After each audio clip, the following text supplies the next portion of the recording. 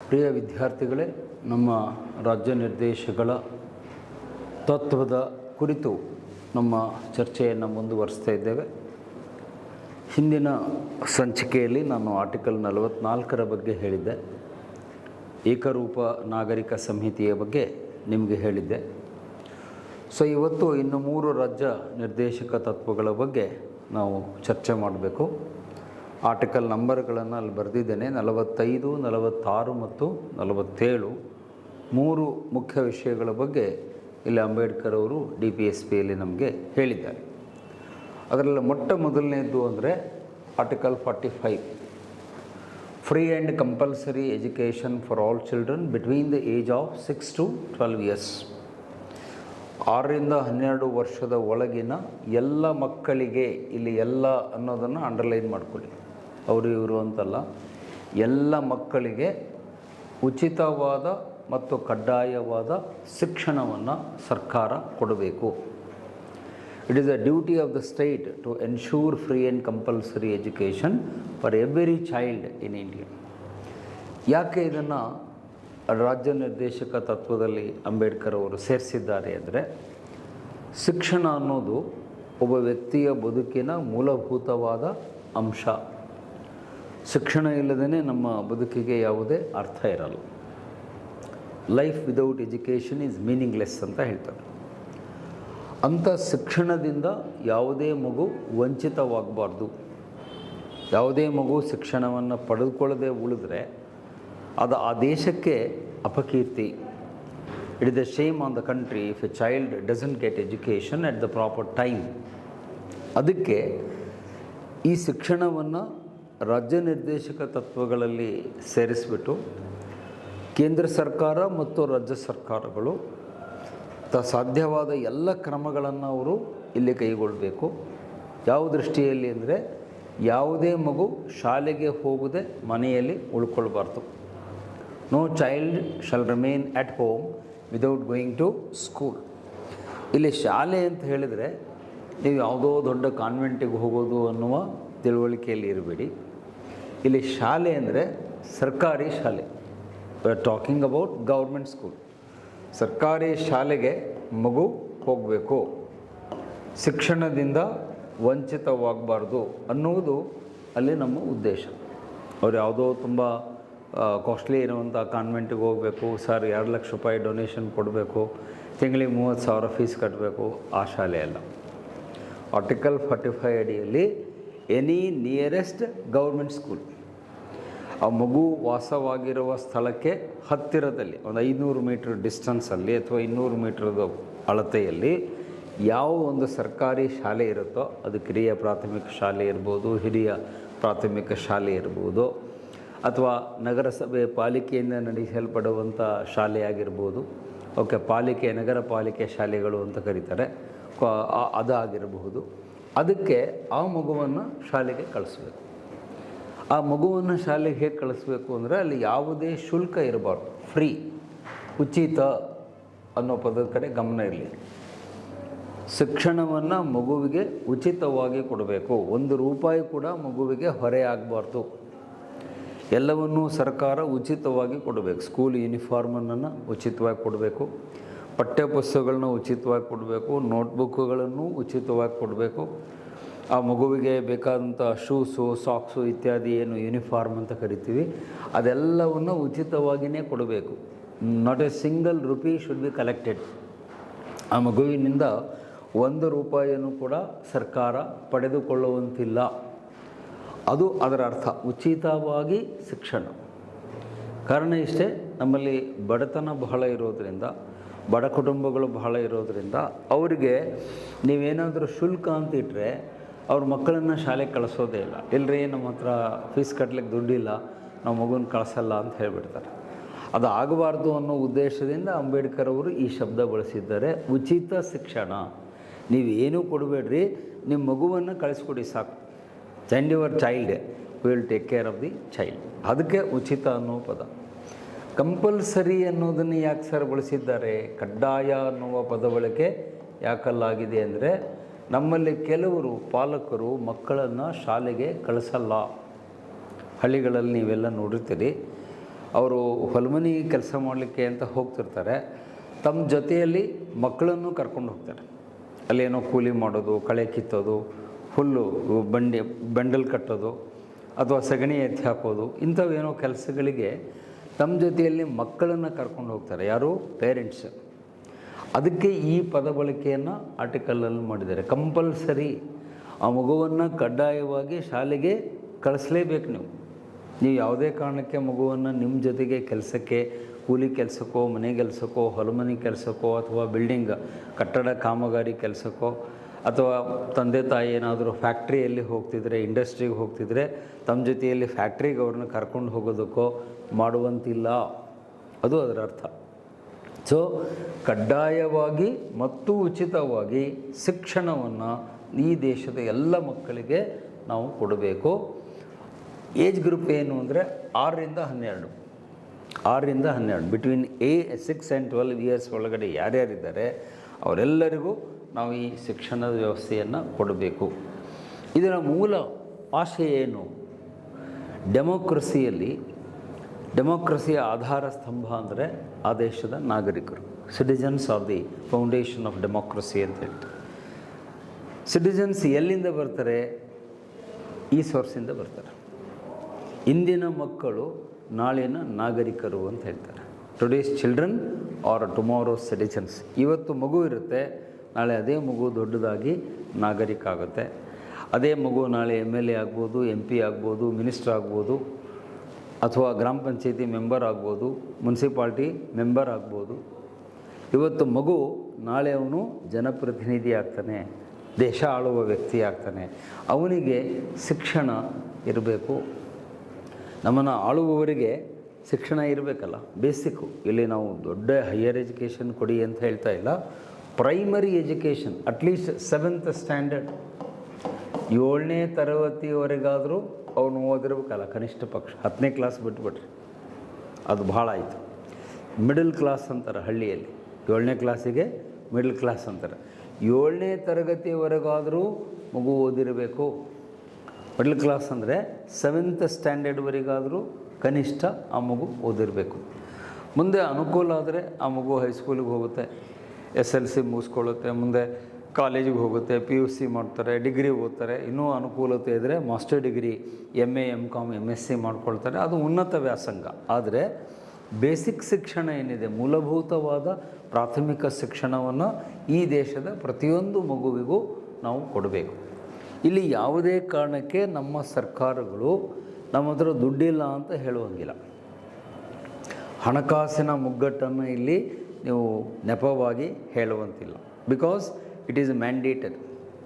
Article 45ರಲ್ಲಿ ಪ್ರತಿಯೊಬ್ಬ ಮಗುವಿಗೆ ಶಿಕ್ಷಣವನ್ನು ಕೊಡುವುದು, ಅವರಿಗೆ ಕಲ್ಪಿಸಿಕೊಡುವುದು ಕೇಂದ್ರ ಹಾಗೂ ರಾಜ್ಯ ಸರ್ಕಾರಗಳ ಕರ್ತವ್ಯವಾಗಿದೆ.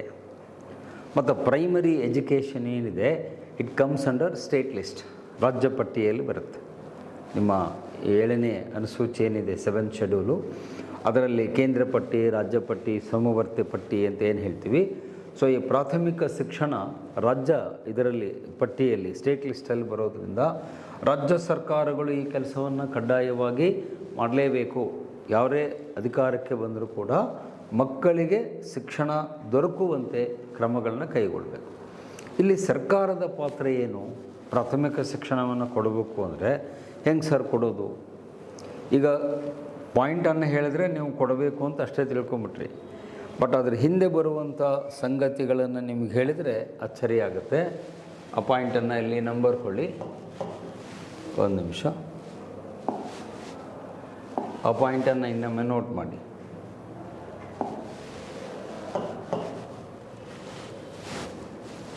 ಒಂದು ಸೆಕೆಂಡ್. ಶಿಕ್ಷಣವನ್ನು ಕೊಡಬೇಕು ಅಂತ ನಾವು ಹೇಳಿದರೆ ಅಲ್ಲಿ ಸರ್ಕಾರದ ಪಾತ್ರ ಏನನ್ನು ಮಾಡಬೇಕು ಅಂತ ಹೇಳಿದಾಗ ಕೆಲವು ಮೂಲಭೂತ ಸಂಗತಿಗಳನ್ನು ನೀವು ನೋಟ್ ಮಾಡಬೇಕು. ಫ್ರೀ ಆ್ಯಂಡ್ ಕಂಪಲ್ಸರಿ ಎಜುಕೇಷನ್ ಮಾಡಿರಿ ಅಂದಾಗ ಏನೇನನ್ನು ಮಾಡಬೇಕು? ನಂಬರ್ 1, ಶಾಲೆಗಳನ್ನು ಕಟ್ಟಿಸ್ಬೇಕು. Construction of school buildings. ನೀವು ಬರೀ ಶಾಲೆ ಶಿಕ್ಷಣವನ್ನು ಕೊಡ್ರಿ ಅಂತ ಹೇಳಿದರೆ ಆ ಮಕ್ಕಳನ್ನು ಅಲ್ಲಿ ಕಳಿಸ್ಬಿಟ್ಟು ಆ ಮಕ್ಕಳು ಕೂತ್ಕೊಳ್ಳೋದಕ್ಕೆ ಕಟ್ಟಡ ಇಲ್ಲ ಅಂದರೆ ಆ ಮಗು ಶಾಲೆ ಹೆಂಗೆ ಹೋಗಬೇಕು? ಸೊ ಶಾಲೆ ಕಟ್ಟಡಗಳನ್ನು ನಿರ್ಮಾಣ ಮಾಡುವುದು ರಾಜ್ಯ ಸರ್ಕಾರದ ಜವಾಬ್ದಾರಿ. ಇವತ್ತು ನಮ್ಮ ರಾಜ್ಯದಲ್ಲಿ ಎಷ್ಟೋ ಶಾಲೆಗಳಲ್ಲಿ ನೀವು ನೋಡಿದ್ದೀರಿ, ಮಕ್ಕಳಿಗೆ ಬಿಲ್ಡಿಂಗ್ ಇರಲ್ಲ, ಎಲ್ಲೋ ಗಿಡದ ಕೆಳಗೆ, ಆಲದ ಮರದ ಕೆಳಗೆ, ಇಲ್ಲ ಯಾವುದೋ ಒಂದು ಅರಳಿ ಮರದ ಕೆಳಗೋ, ಒಂದು ಯಾವುದೋ ಬೇವಿನ ಮರದ ಕೆಳಗೋ ಕೂತ್ಕೊಂಡು ಮಕ್ಕಳು ಪಾಠ ಕೇಳ್ತಿರ್ತಾರೆ. ಅಲ್ಲೇ ಗಿಡಕ್ಕೇ ಒಂದು ಬೋರ್ಡ್ ಕಟ್ಬಿಟ್ಟು ಅಲ್ಲೇ ಮೇಷ್ಟ್ರು ಪಾಠ ಮಾಡ್ತಿರ್ತಾರೆ. That is not right. ಅದು ಆರ್ಟಿಕಲ್ 45 ಉಲ್ಲಂಘನೆ ಆಗುತ್ತೆ ನನ್ನ ಪ್ರಕಾರ. ಏಕೆ, ಶಿಕ್ಷಣವನ್ನು ಕೊಡೋದು ಅಂದರೆ ಬರೀ ಹೆಂಗೆ ಬೇಕು ಹಂಗೆ ಕೊಡೋದು ಅಂತಲ್ಲ. ಅಲ್ಲಿ ಸುಸಜ್ಜಿತವಾದ ಶಾಲಾ ಕಟ್ಟಡಗಳು ಇರಬೇಕು, ಸಿಸ್ಟಮೆಟಿಕ್ ಆದಂಥ ವೆಲ್ ಫರ್ನಿಶ್ಡ್ ಸ್ಕೂಲ್ ಬಿಲ್ಡಿಂಗ್ಸ್ ಇರಬೇಕು, ಕ್ಲಾಸ್ ರೂಮ್ಗಳಿರಬೇಕು. ಒಂದು. ಎರಡನೇದು, ಟ್ರೈನ್ಡ್ ಟೀಚರ್ಸ್ ಇರಬೇಕು. ಶಾಲೆ ಕಟ್ಟಡಗಳು ಎಷ್ಟು important, trained teachers also are very important. ಒದಗಿಸಬೇಕು. ಅಂದರೆ ಟ್ರೈನ್ಡ್ ಟೀಚರ್ಸ್ ಅಂತಾರೆ, TET ಅಂತ ನಾವು ಕರಿತೀವಿ. ಟ್ರೈನ್ಡ್ ಟೀಚರ್ಸ್, TGT ಅಂತ ಹೇಳ್ತೀವಿ. ಟ್ರೈನ್ಡ್ ಗ್ರ್ಯಾಜುಯೇಟ್ ಟೀಚರ್ಸ್ ಅಂತ ಕರೀತಾರೆ ಇಂಗ್ಲೀಷ್ನಲ್ಲಿ. ತರಬೇತಿ ಪಡೆದ ಪದವೀಧರ ಶಿಕ್ಷಕರು ಅಲ್ಲಿರಬೇಕು. ನೀವು ಯಾರ್ಯಾರನ್ನೋ ಪಾಠ ಮಾಡಲಿಕ್ಕೆ ಶಾಲೆಗೆ ಕಳ್ಸೋಕ್ಕಾಗಲ್ಲ. ಆ್ಯಕ್ಚುಲಿ ಸಣ್ಣ ಮಕ್ಕಳಿಗೆ ಪಾಠ ಮಾಡೋದು ಭಾಳ ಕಷ್ಟ. ಈಗ ನಿಮ್ಮಂಥ ಹುಡುಗರಿಗೆ ಪಾಠ ಮಾಡೋದು ಈಸಿ, ನಾವು ಪಾಠ ಮಾಡೋದೇನು ಕಷ್ಟ ಅಲ್ಲ. ಸಣ್ಣ ಮಕ್ಕಳಿಗೆ ಅಂದರೆ 4ನೇ ಕ್ಲಾಸು 3ನೇ ಕ್ಲಾಸು ಹುಡುಗರಿಗೆ ಅವರಿಗೆ ಪಾಠ ಮಾಡೋದು ಭಾಳ ಕಷ್ಟ. ಅದಕ್ಕೆ ಭಾಳ ತಾಳ್ಮೆ ಬೇಕು, ಸ್ಕಿಲ್ ಬೇಕು. ತಾಳ್ಮೆ ಮತ್ತು ಕೌಶಲ್ಯ ಎರಡೂ ಬೇಕು, ಪೇಷನ್ಸ್ ಆ್ಯಂಡ್ ಸ್ಕಿಲ್. ಆ ತರಬೇತಿ ಪಡೆದುಕೊಂಡಂಥ ಟೀಚರ್ಸ್ ಏನಿದ್ದಾರೆ, ಅಂದರೆ BEd D.Ed ಮಾಡಿರ್ತಾರೆ, ಅವ್ರದ್ದೇ ಕೋರ್ಸ್ ಇರುತ್ತೆ, B.Ed ಆಗಿರುತ್ತೆ, ಇಲ್ಲ D.Ed ಆಗಿರುತ್ತೆ. ಆ ಕೋರ್ಸನ್ನು ಮಾಡಿದಂಥ ಟೀಚರ್ಸ್ಗಳು ಮಾತ್ರ ಅಲ್ಲಿ ಪಾಠ ಮಾಡಬೇಕು. ಯಾರು ಬೇಕಾದವ್ರು ಹೋಗಿ ಪಾಠ ಮಾಡುವಂಗಿಲ್ಲ. That is the point. ಈ ಟ್ರೈನ್ ಟೀಚರ್ಸನ್ನು ಕೊಡಬೇಕಾದವ್ರು ಯಾರು? ಸರ್ಕಾರ. ಅದಕ್ಕೆ ಸರ್ಕಾರ ಏನು ಮಾಡಬೇಕು? ಇವರುಗಳ ನೇಮಕಾತಿ ಮಾಡಬೇಕಾಗುತ್ತೆ. ಇವತ್ತು ನಮ್ಮ ರಾಜ್ಯದಲ್ಲಿ ದೊಡ್ಡ ಸಮಸ್ಯೆ ಅಂದರೆ ಶಿಕ್ಷಕರ ನೇಮಕಾತಿಯಲ್ಲಿ ವಿಳಂಬ ಆಗ್ತಾಯಿದೆ, ಕೊರತೆ ಆಗ್ತಾಯಿದೆ. ನಮ್ಮಲ್ಲಿ ಎಷ್ಟೋ ಶಾಲೆಗಳು ಏಕೋಪಾಧ್ಯಾಯ ಶಾಲೆಗಳು ಅಂತೀವಿ. ಅಂದರೆ ಒಬ್ಬರ ಟೀಚರ್ ಇರ್ತಾರೆ, ಸಿಂಗಲ್ ಟೀಚರ್ ಸ್ಕೂಲ್ ಅಂತ ಹೇಳ್ತಾರೆ. ಇಂಗ್ಲೀಷು ಅವರ, ಕನ್ನಡನೂ ಅವರ, ಮ್ಯಾಥಮೆಟಿಕ್ಸು ಅವರ, ಸೈನ್ಸು ಅವರ, ಸೋಷಿಯಲ್ ಅವರ, ಎಲ್ಲ ಒಬ್ಬರ ತಗೋತಿರ್ತಾರೆ. ನೀವು ನೋಡಿರಿ ಹಳ್ಳಿಗಳಲ್ಲಿ, ಯಾರಪ್ಪ ನಿಮ್ಮ ಟೀಚರ್ ಅಂದ್ರೆ ಸರ್ ಅವರು ಒಬ್ಬರೇ ರೀ, ಎಲ್ಲ ಅವರ ಹೇಳ್ತಾರೆ ರೀ. ಮತ್ತು ಅವನಿಗೂ ಹೇಳಿ ತಲೆ ಕೆಡ್ತಂದ್ರೆ ಒಂದು ಸೀಟಿ ಹಾಕ್ಕೊಂಡು ಅವನ PT ಅವನ ಮಾಡಿಸ್ಬಿಡ್ತಾನೆ. ಲೆಫ್ಟು ರೈಟು ಮಾರ್ಚ್ ಪಾಸ್ಟು ಅವನ ಮಾಡಿಸ್ಬಿಡ್ತಾನೆ. ಹಂಗಾಗಬಾರ್ದು. ಏಕೋಪಾಧ್ಯಾಯ ಶಾಲೆಗಳು ಕಡಿಮೆಯಾಗಬೇಕು. ಶಾಲೆಯಲ್ಲಿ ಎಲ್ಲ ಟೀಚರ್ಸನ್ನು ನಾವು ಅಪಾಯಿಂಟ್ ಮಾಡಬೇಕು. Language teachers, craft teachers, subject teachers ಮತ್ತು ಸೈನ್ಸ್ ಟೀಚರ್ಸು, ಅವ್ರಿಗೆ ಏನೇನು ಬೇಕೋ ಎಲ್ಲ ಶಿಕ್ಷಕರುಗಳನ್ನು ಕಾಲಕ್ಕೆ ನೇಮಕಾತಿ ಮಾಡಬೇಕು. ಅದು well trained and well qualified ಟೀಚರ್ಸನ್ನು ಕೊಡುವುದು ರಾಜ್ಯ ಸರ್ಕಾರದ ಕರ್ತವ್ಯ. ಶಿಕ್ಷಕರ ನೇಮಕಾತಿಯಲ್ಲಿ ವಿಳಂಬ ಆಗಬಾರ್ದು. ಆದಷ್ಟು ಬೇಗ ಶಿಕ್ಷಕರ ನೇಮಕಾತಿಯನ್ನು ಮಾಡಿ ಸರ್ಕಾರಗಳು ಮುಗಿಸಿ ಮಕ್ಕಳಿಗೆ ವಿದ್ಯೆ ಕೊಡುವುದರಲ್ಲಿ ಯಾವುದೇ ತೊಂದರೆ ಬರದಂತೆ ನೋಡಿಕೊಳ್ಬೇಕು. ಇದು ಎರಡನೇದು. ಮೂರನೇದು, you must provide library facilities. Library, ಆಮೇಲೆ cultural activities, painting, fine arts ಅಂತ ಕರೀತಾರೆ, ಲಲಿತ ಕಲೆಗಳು ಅಂತ ಹೇಳ್ತೀವಿ. Fine arts, music, dance. ಮಕ್ಕಳ ಬೆಳವಣಿಗೆಗೆ ಇವೆಲ್ಲವೂ ಬೇಕು. Sports etcetera. ಇವೆಲ್ಲ ಸೌಕರ್ಯಗಳನ್ನು ನಾವು ಒಂದು ಶಾಲೆಯಲ್ಲಿ ಕೊಡಬೇಕು. ಶಾಲೆ ಅಂದರೆ ಸುಮ್ಮನೆ 4 ಗಾಡಿ ಕಟ್ಟಿಬಿಟ್ಟು ಒಂದು ಬೋರ್ಡ್ ಹಾಕಿಬಿಟ್ಟು ಶಾಲೆ ಅಂತ ಬೋರ್ಡ್ ಹಾಕಿಬಿಡೋದಲ್ಲ. ಅದು ಶಾಲೆ ಅನ್ನಲ್ಲ. ಶಾಲೆ ಅಂದರೆ ಅಲ್ಲಿ ಒಂದು ಗ್ರಂಥಾಲಯ ಇರಬೇಕು, ಮಕ್ಕಳಿಗೆ ಓದ್ಕೊಳ್ಳೋದಕ್ಕೆ ಕಥೆಗಳನ್ನು ಓದುವಂಥ ಪುಸ್ತಕಗಳಿರಬೇಕು. ಕಲ್ಚರಲ್ ಆ್ಯಕ್ಟಿವಿಟೀಸ್, ಸಾಂಸ್ಕೃತಿಕ ಚಟುವಟಿಕೆಗಳು ಮಾಡುವಂಥ ವ್ಯವಸ್ಥೆ ಶಾಲೆ ಒಳಗಡೆ ಕಲ್ಪಿಸಿಕೊಡ್ಬೇಕು. ಮಗುವಿಗೆ ಚಿತ್ರಕಲೆಯಲ್ಲಿ ಆಸಕ್ತಿ ಮೂಡಿಸೋದಕ್ಕೆ ಪೇಂಟಿಂಗ್, ಕ್ರಾಫ್ಟ್ ಟೀಚರ್ ಇರಬೇಕು, ಡ್ರಾಯಿಂಗ್ ಮಾಸ್ಟರ್ ಇರಬೇಕು. ಡ್ರಾಯಿಂಗ್ ಒಂದು ರೂಮ್ ಅಂತ ಇರಬೇಕು, ಅಲ್ಲಿ ಮಕ್ಕಳು ಚಿತ್ರ ಪೇಂಟಿಂಗ್ ಮಾಡಲಿಕ್ಕೆ ಕಲಿಸ್ಕೊಡ್ಬೇಕು. ಫೈನ್ ಆರ್ಟ್ಸ್ ಅಂದರೆ ಲಲಿತ ಕಲೆಗಳು, ಬೇರೆ ಇತರ ರೀತಿಯ ಕ್ರಾಫ್ಟ್ಸ್ ಏನಾದ್ರು ಇದ್ದರೆ ಅದನ್ನು ಕಲಿಸ್ಕೊಡ್ಬೇಕು. ಅದಕ್ಕೆ ಫೈನ್ ಆರ್ಟ್ಸ್ ಅಂತಾರೆ, ಲಲಿತ ಕಲೆ ಅಂತಾರೆ. ಮ್ಯೂಸಿಕ್, ಮಗುವಿಗೆ ಆಸಕ್ತಿ ಇದ್ದರೆ ಸಂಗೀತದಲ್ಲಿ ಆಸಕ್ತಿ ಇದ್ದರೆ ಸಂಗೀತ ವಾದ್ಯಗಳನ್ನು ಅಲ್ಲಿ ನುಡಿಸುವಂಥ ವ್ಯವಸ್ಥೆಯನ್ನು ನಾವು ಮಾಡಿಕೊಡ್ಬೇಕು ಮಗುವಿಗೆ. ಯಾವುದೇ ಮಗುವಿಗೆ ಕೊಳಲು ಬಾರಿಸ್ಬೇಕು ಅಂತ ಇಷ್ಟ ಇರುತ್ತೆ, ಶಾಲೆಯಲ್ಲಿ ಕೊಳಲೇ ಇರಲ್ಲ, ಅವ ಏನು ಬಾರಿಸ್ಬೇಕು? ಕೊಳಲೇ ಇಲ್ಲ ಅಂದರೆ ಅವ್ನು ಕೊಳಲು ಹೆಂಗೆ ಬಾರಿಸ್ಬೇಕು? ಸೊ ಮಕ್ಕಳಿಗೆ ಬೇಕಾದ ಸಂಗೀತ ಉಪಕರಣಗಳಲ್ಲಿರಬೇಕು. ಡ್ಯಾನ್ಸ್, ಕೆಲವು ಮಕ್ಕಳಿಗೆ ಡ್ಯಾನ್ಸ್ನಲ್ಲಿ ಆಸಕ್ತಿ ಇರುತ್ತೆ, ಅದನ್ನು ಕಲಿಸ್ಕೊಡೋಕೆ ಒಬ್ಬ ಡ್ಯಾನ್ಸ್ ಟೀಚರ್ ಇರಬೇಕು. ಅವನಿಗೆ ಇಷ್ಟವಾದಂಥ ನೃತ್ಯ ಪ್ರಕಾರವನ್ನು ಕಲಿಸ್ಕೊಡ್ಬೇಕು. ಆನಂತರ ಸ್ಪೋರ್ಟ್ಸ್, ಭಾಳಷ್ಟು ಮಕ್ಕಳು ಇಷ್ಟಪಡೋದು ಕ್ರೀಡೆ. ಪ್ರತಿ ಮಗುವಿಗೆ ತುಂಬ ಆಸಕ್ತಿ ಯಾವುದರಲ್ಲಿರುತ್ತೆ ಅಂದರೆ ಆಟದಲ್ಲಿರುತ್ತೆ. ಅಲ್ಲಿ ಒಬ್ಬ PE ಟೀಚರ್ ಇರಬೇಕು. ಅವ್ರಿಗೆ PE ಟೀಚರ್ ಅಂತ ಕರೀತಾರೆ, physical education teacher, PE teacher ಅಂತ ಇಂಗ್ಲೀಷಲ್ಲಿ ಹೇಳ್ತೀವಿ, ದೈಹಿಕ ಶಿಕ್ಷಕರು. ಸೊ ಮಕ್ಕಳಿಗೆ ಬೇರೆ ಬೇರೆ ಆಟಗಳನ್ನು ಪಾಠಗಳನ್ನು ಕಲಿಸ್ಕೊಡ್ಬೇಕು. ಅದು ಇಂಡೋರ್ ಗೇಮ್ ಇರ್ಬೋದು, ಔಟ್ಡೋರ್ ಗೇಮ್ ಇರ್ಬೋದು, ಅಥ್ಲೆಟಿಕ್ಸ್ ಇರ್ಬೋದು, ಅಥವಾ ನಮ್ಮ ಭಾರತೀಯ ಕ್ರೀಡೆಗಳು ಅಂದರೆ ಕಬಡ್ಡಿ ಇರ್ಬೋದು, ಖೋ ಖೋ ಇರ್ಬೋದು, ಮರ್ಕೋತಿ ಆಟ ಇರ್ಬೋದು, ಬೇಕಾದಷ್ಟಿವೆ ಹೇಳ್ತಾ ಹೋದರೆ. ಅವುಗಳನ್ನೆಲ್ಲ ಮಕ್ಕಳಿಗೆ ಕೊಡುವ ವ್ಯವಸ್ಥೆ ಶಾಲೆಯಲ್ಲಿರಬೇಕು. ಇವೆಲ್ಲ ಇದ್ದಾಗ ನಿಮ್ಮ ಶಾಲೆ ಪರಿಪೂರ್ಣ ಅನಿಸುತ್ತೆ. ಸುಮ್ಮನೆ ಒಂದು 4 ಬಿಲ್ಡಿಂಗ್ ಕಟ್ಟಿ ಒಂದಿಬ್ಬರು ಟೀಚರ್ ಕೂಡಿಸಿ ಕರ್ನಾಟಕ ಸರ್ಕಾರ ಅಂತ ಬೋರ್ಡ್ ಹಾಕಿಬಿಟ್ರೆ ಅದು ಶಾಲೆ ಆಗಲ್ಲ. ಆ ಶಾಲೆ ಒಳಗಡೆ ಇವೆಲ್ಲವನ್ನು ಕೊಡಬೇಕು. ಅದು ಆರ್ಟಿಕಲ್ 45 ಅಡಿಯಲ್ಲಿನೇ ಬರುವಂಥದ್ದು. ಮತ್ತು ಇದರ ಜೊತೆಗೆ ಈ ಪಠ್ಯಕ್ರಮಗಳು ಇತ್ಯಾದಿಗಳ ಜೊತೆಗೆ ಬೇರೆ ಫೆಸಿಲಿಟೀಸ್ ಕೂಡ ಕೊಡಬೇಕು. ಬೇಸಿಕ್ ಅಮ್ಯುನಿಟೀಸ್ ಅಂತ ಹೇಳ್ತಾರೆ. ಬೇಸಿಕ್ ಫೆಸಿಲಿಟೀಸ್ ಅಂದರೆ ಹೇಗೆ? For example toilet, drinking water, ಮಕ್ಕಳಿಗೆ ಇವುಗಳನ್ನು ನಾವು ಕಡ್ಡಾಯವಾಗಿ ಕೊಡಬೇಕು. ಪ್ರತಿ ಶಾಲೆಯಲ್ಲಿ ಶೌಚಾಲಯ ವ್ಯವಸ್ಥೆ, ವಿಶೇಷವಾಗಿ ಬಾಲಕಿಯರಿಗೆ. ನಮ್ಮ ದೇಶದಲ್ಲಿ ಮೇಯ್ನ್ ಪ್ರಾಬ್ಲಮ್ ಇರೋದು ಬಾಲಕಿಯರಿಗೆ.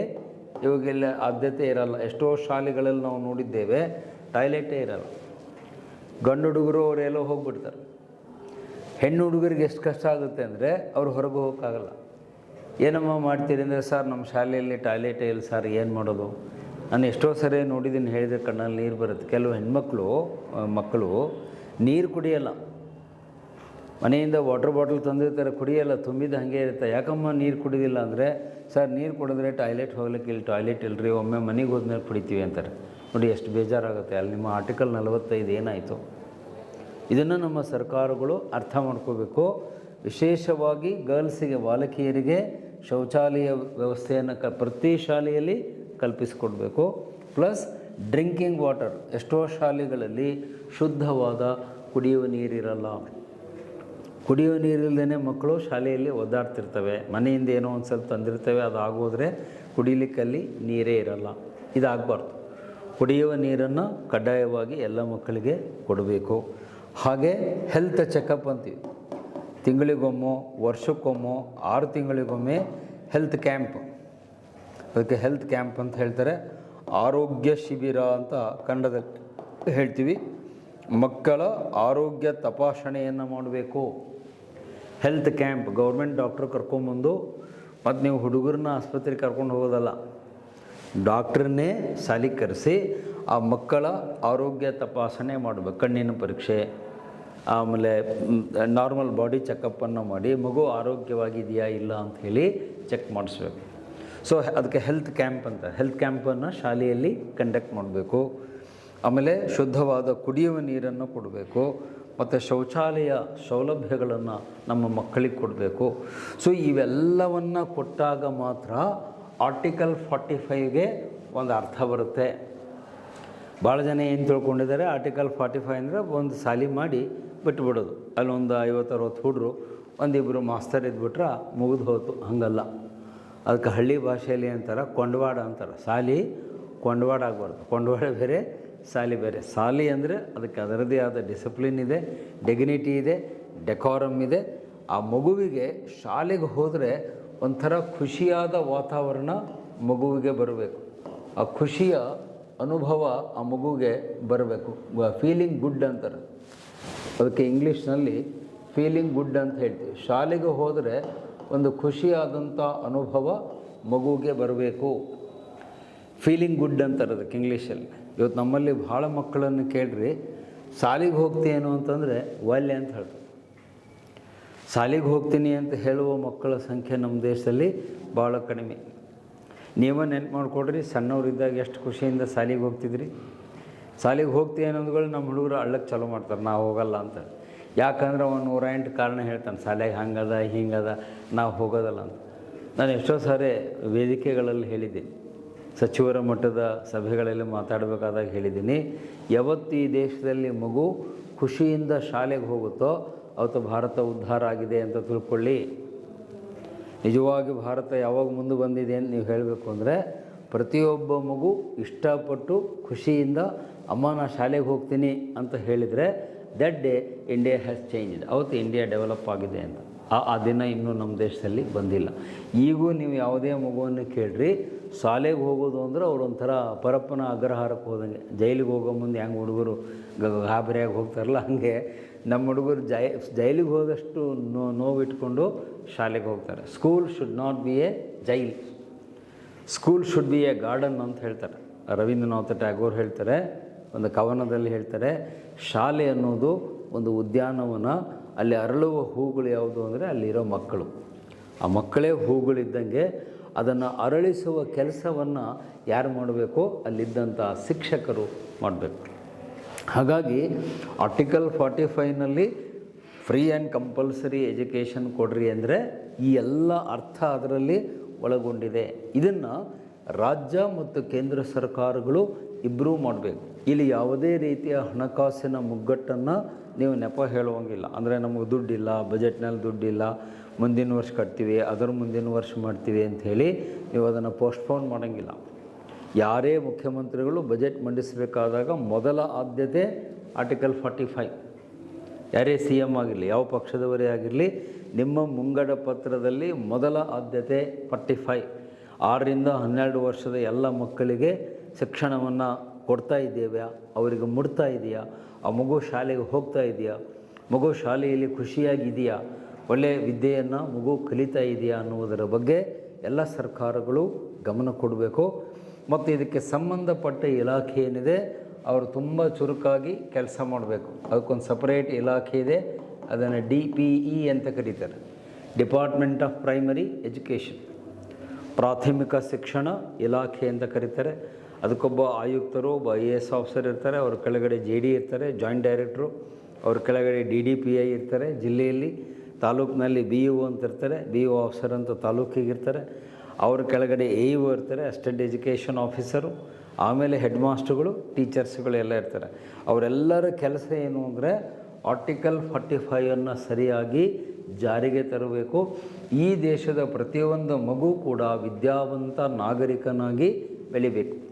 Every child should grow into a responsible citizen of India and no child shall be deprived of the education facilities.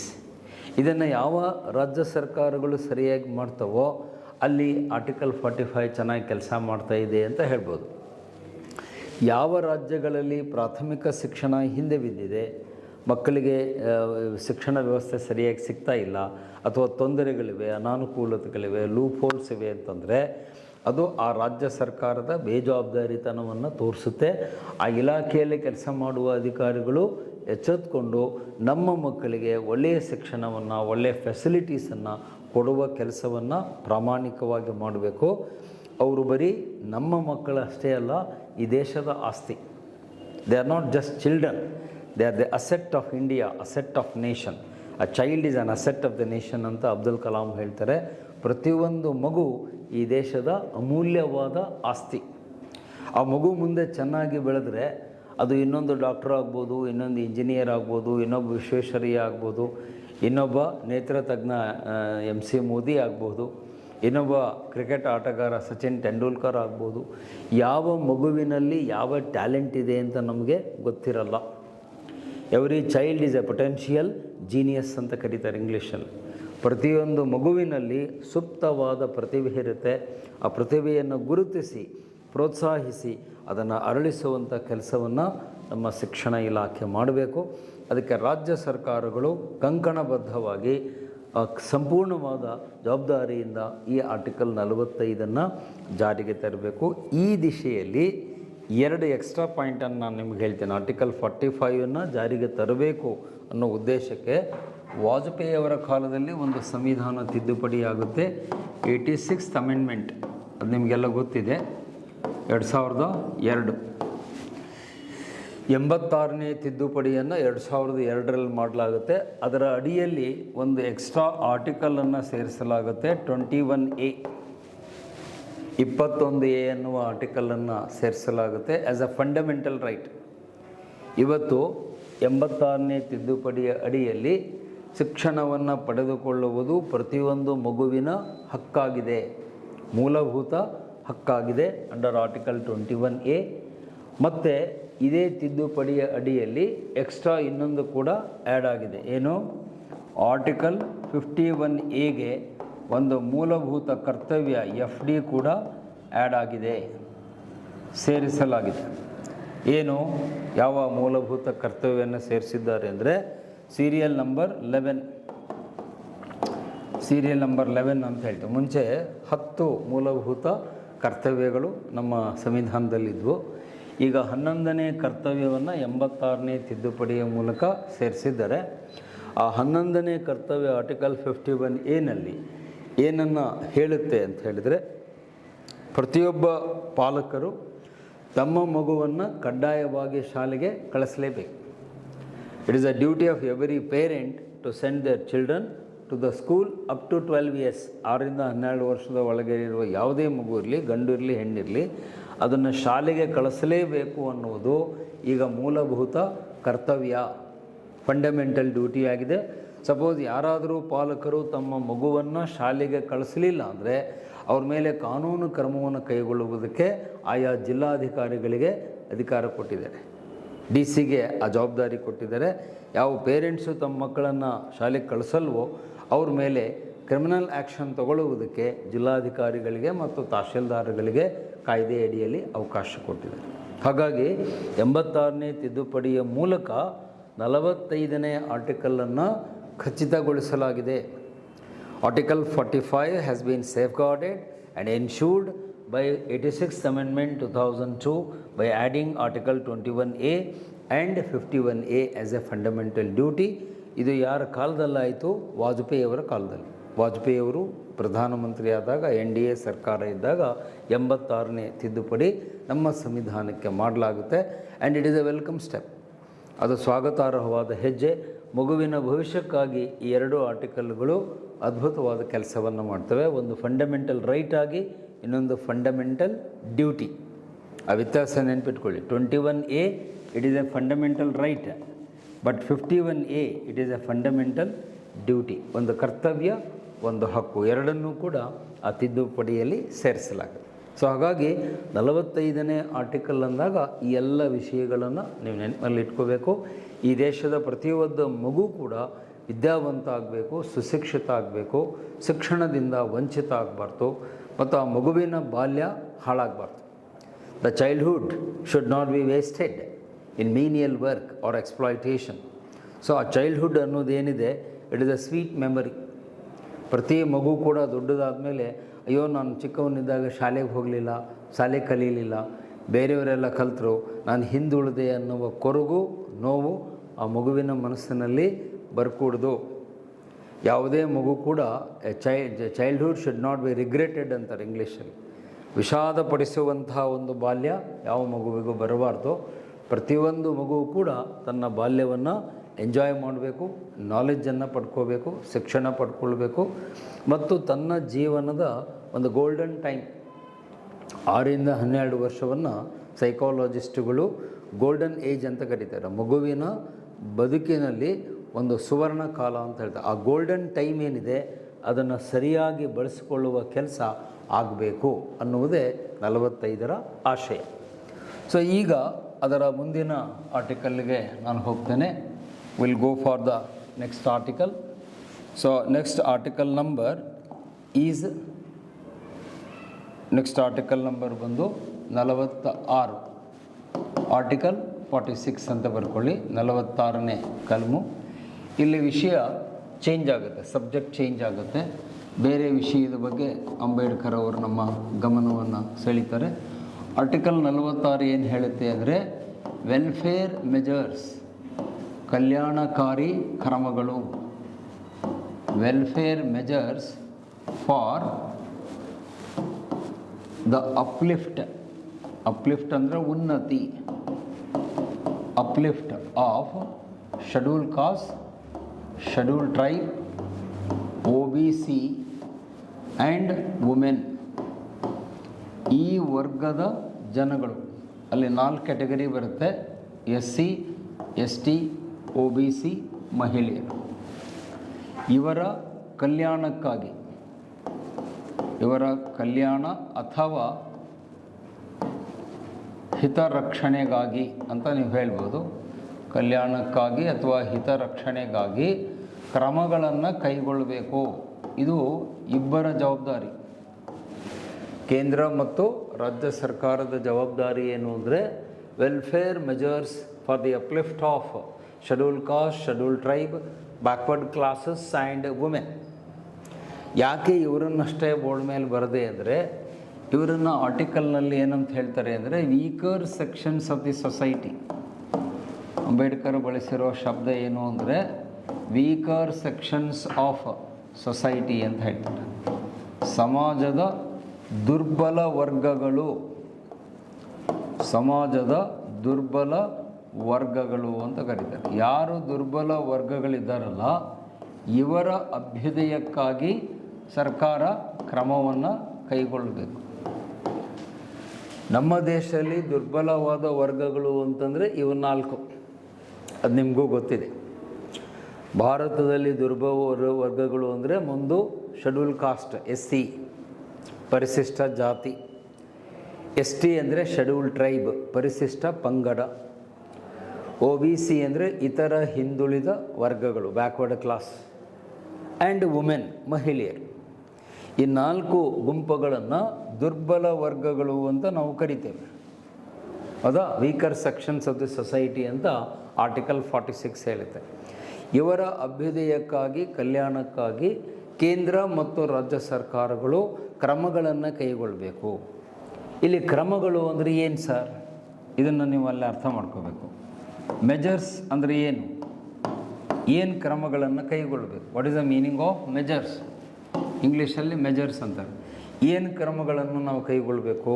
Number 1, ಸ್ಕಾಲರ್ಶಿಪ್ಪನ್ನು ನೀವು ಕೊಡ್ಬೋದು, ಅವ್ರಿಗೆ ಶಿಷ್ಯ ವೇತನವನ್ನು ಕೊಡ್ಬೋದು, ಹಾಸ್ಟೆಲ್ಗಳನ್ನು ಕಟ್ಟಿಸ್ಬೋದು, ಬುಕ್ಸ್ಗಳನ್ನು ಫ್ರೀಯಾಗಿ ಕೊಡ್ಬೋದು, ಫುಡ್ಡನ್ನು ಉಚಿತವಾಗಿ ಕೊಡ್ಬೋದು, ಮೆಡಿಸಿನ್ಸ್ ವೈದ್ಯಕೀಯ ಸೌಲಭ್ಯಗಳು ಮೆಡಿಕಲ್ ಫೆಸಿಲಿಟಿಯನ್ನು ನೀವು ಅವ್ರಿಗೆ ಫ್ರೀಯಾಗಿ ಕೊಡಬಹುದು.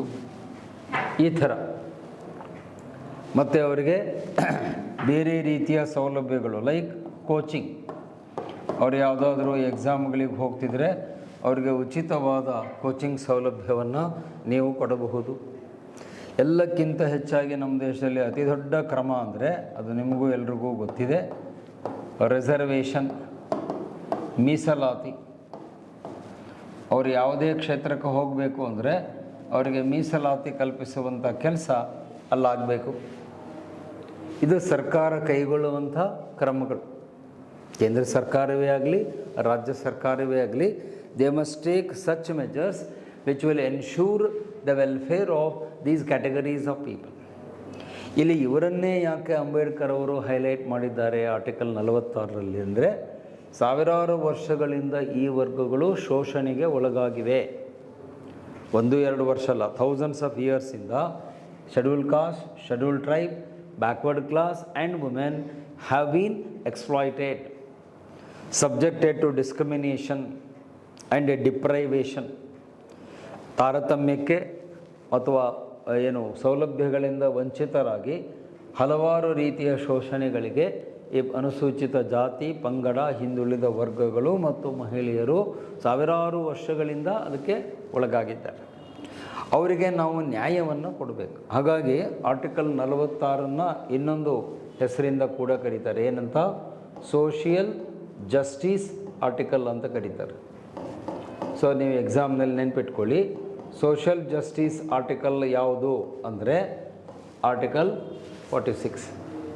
ಅರ್ಥ ಒಂದೇ, ಸಾಮಾಜಿಕ ನ್ಯಾಯದ ವಿಧಿ.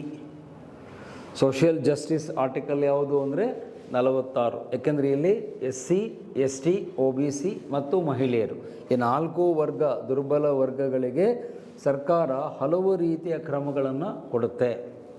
ಅದು ಸ್ಕಾಲರ್ಶಿಪ್ ಶಿಷ್ಯ ವೇತನದ ಮೂಲಕ ಇರ್ಬೋದು, ಹಾಸ್ಟೆಲ್ ಅವರಿಗಾಗಿ ಪ್ರತ್ಯೇಕ ಹಾಸ್ಟೆಲ್ಗಳನ್ನು ಕೊಡುವಂಥದ್ದು ಇರ್ಬೋದು, ಉಚಿತವಾಗಿ ಬುಕ್ಸು ಅಧ್ಯಯನ ಸಾಮಗ್ರಿಗಳನ್ನ ಕೊಡೋದಿರ್ಬೋದು, ಫುಡ್ ಉಚಿತವಾಗಿ ಅವರಿಗೆ ಊಟದ ಸೌಲಭ್ಯವನ್ನು ಕೊಡುವಂಥದ್ದು ಇರ್ಬೋದು, ಮೆಡಿಕಲ್ ಫೆಸಿಲಿಟೀಸ್ ಇರ್ಬೋದು, ವೈದ್ಯಕೀಯ ಸೌಲಭ್ಯಗಳು, ಮತ್ತು ಇತ್ತೀಚೆಗೆ ಅವರಿಗೆ ಕೋಚಿಂಗ್ ಕೊಡ್ತಾಯಿದ್ದಾರೆ. ನಿಮಗೆಲ್ಲ ಗೊತ್ತಿದೆ, ಪೋಸ್ಟ್ ಮೆಟ್ರಿಕ್ ಮತ್ತು ಪ್ರೀ ಮೆಟ್ರಿಕ್ ಹಾಸ್ಟೆಲ್ಗಳಲ್ಲಿ SC ST ಹುಡುಗರಿಗೆ ಉಚಿತವಾಗಿ ಕೋಚಿಂಗ್ ಇದೆ. ಕಾಂಪಿಟೇಟಿವ್ ಎಕ್ಸಾಮ್ ಬರೆಯೋರಿಗೂ ಕೂಡ ಫ್ರೀ ಕೋಚಿಂಗ್ ಇದೆ.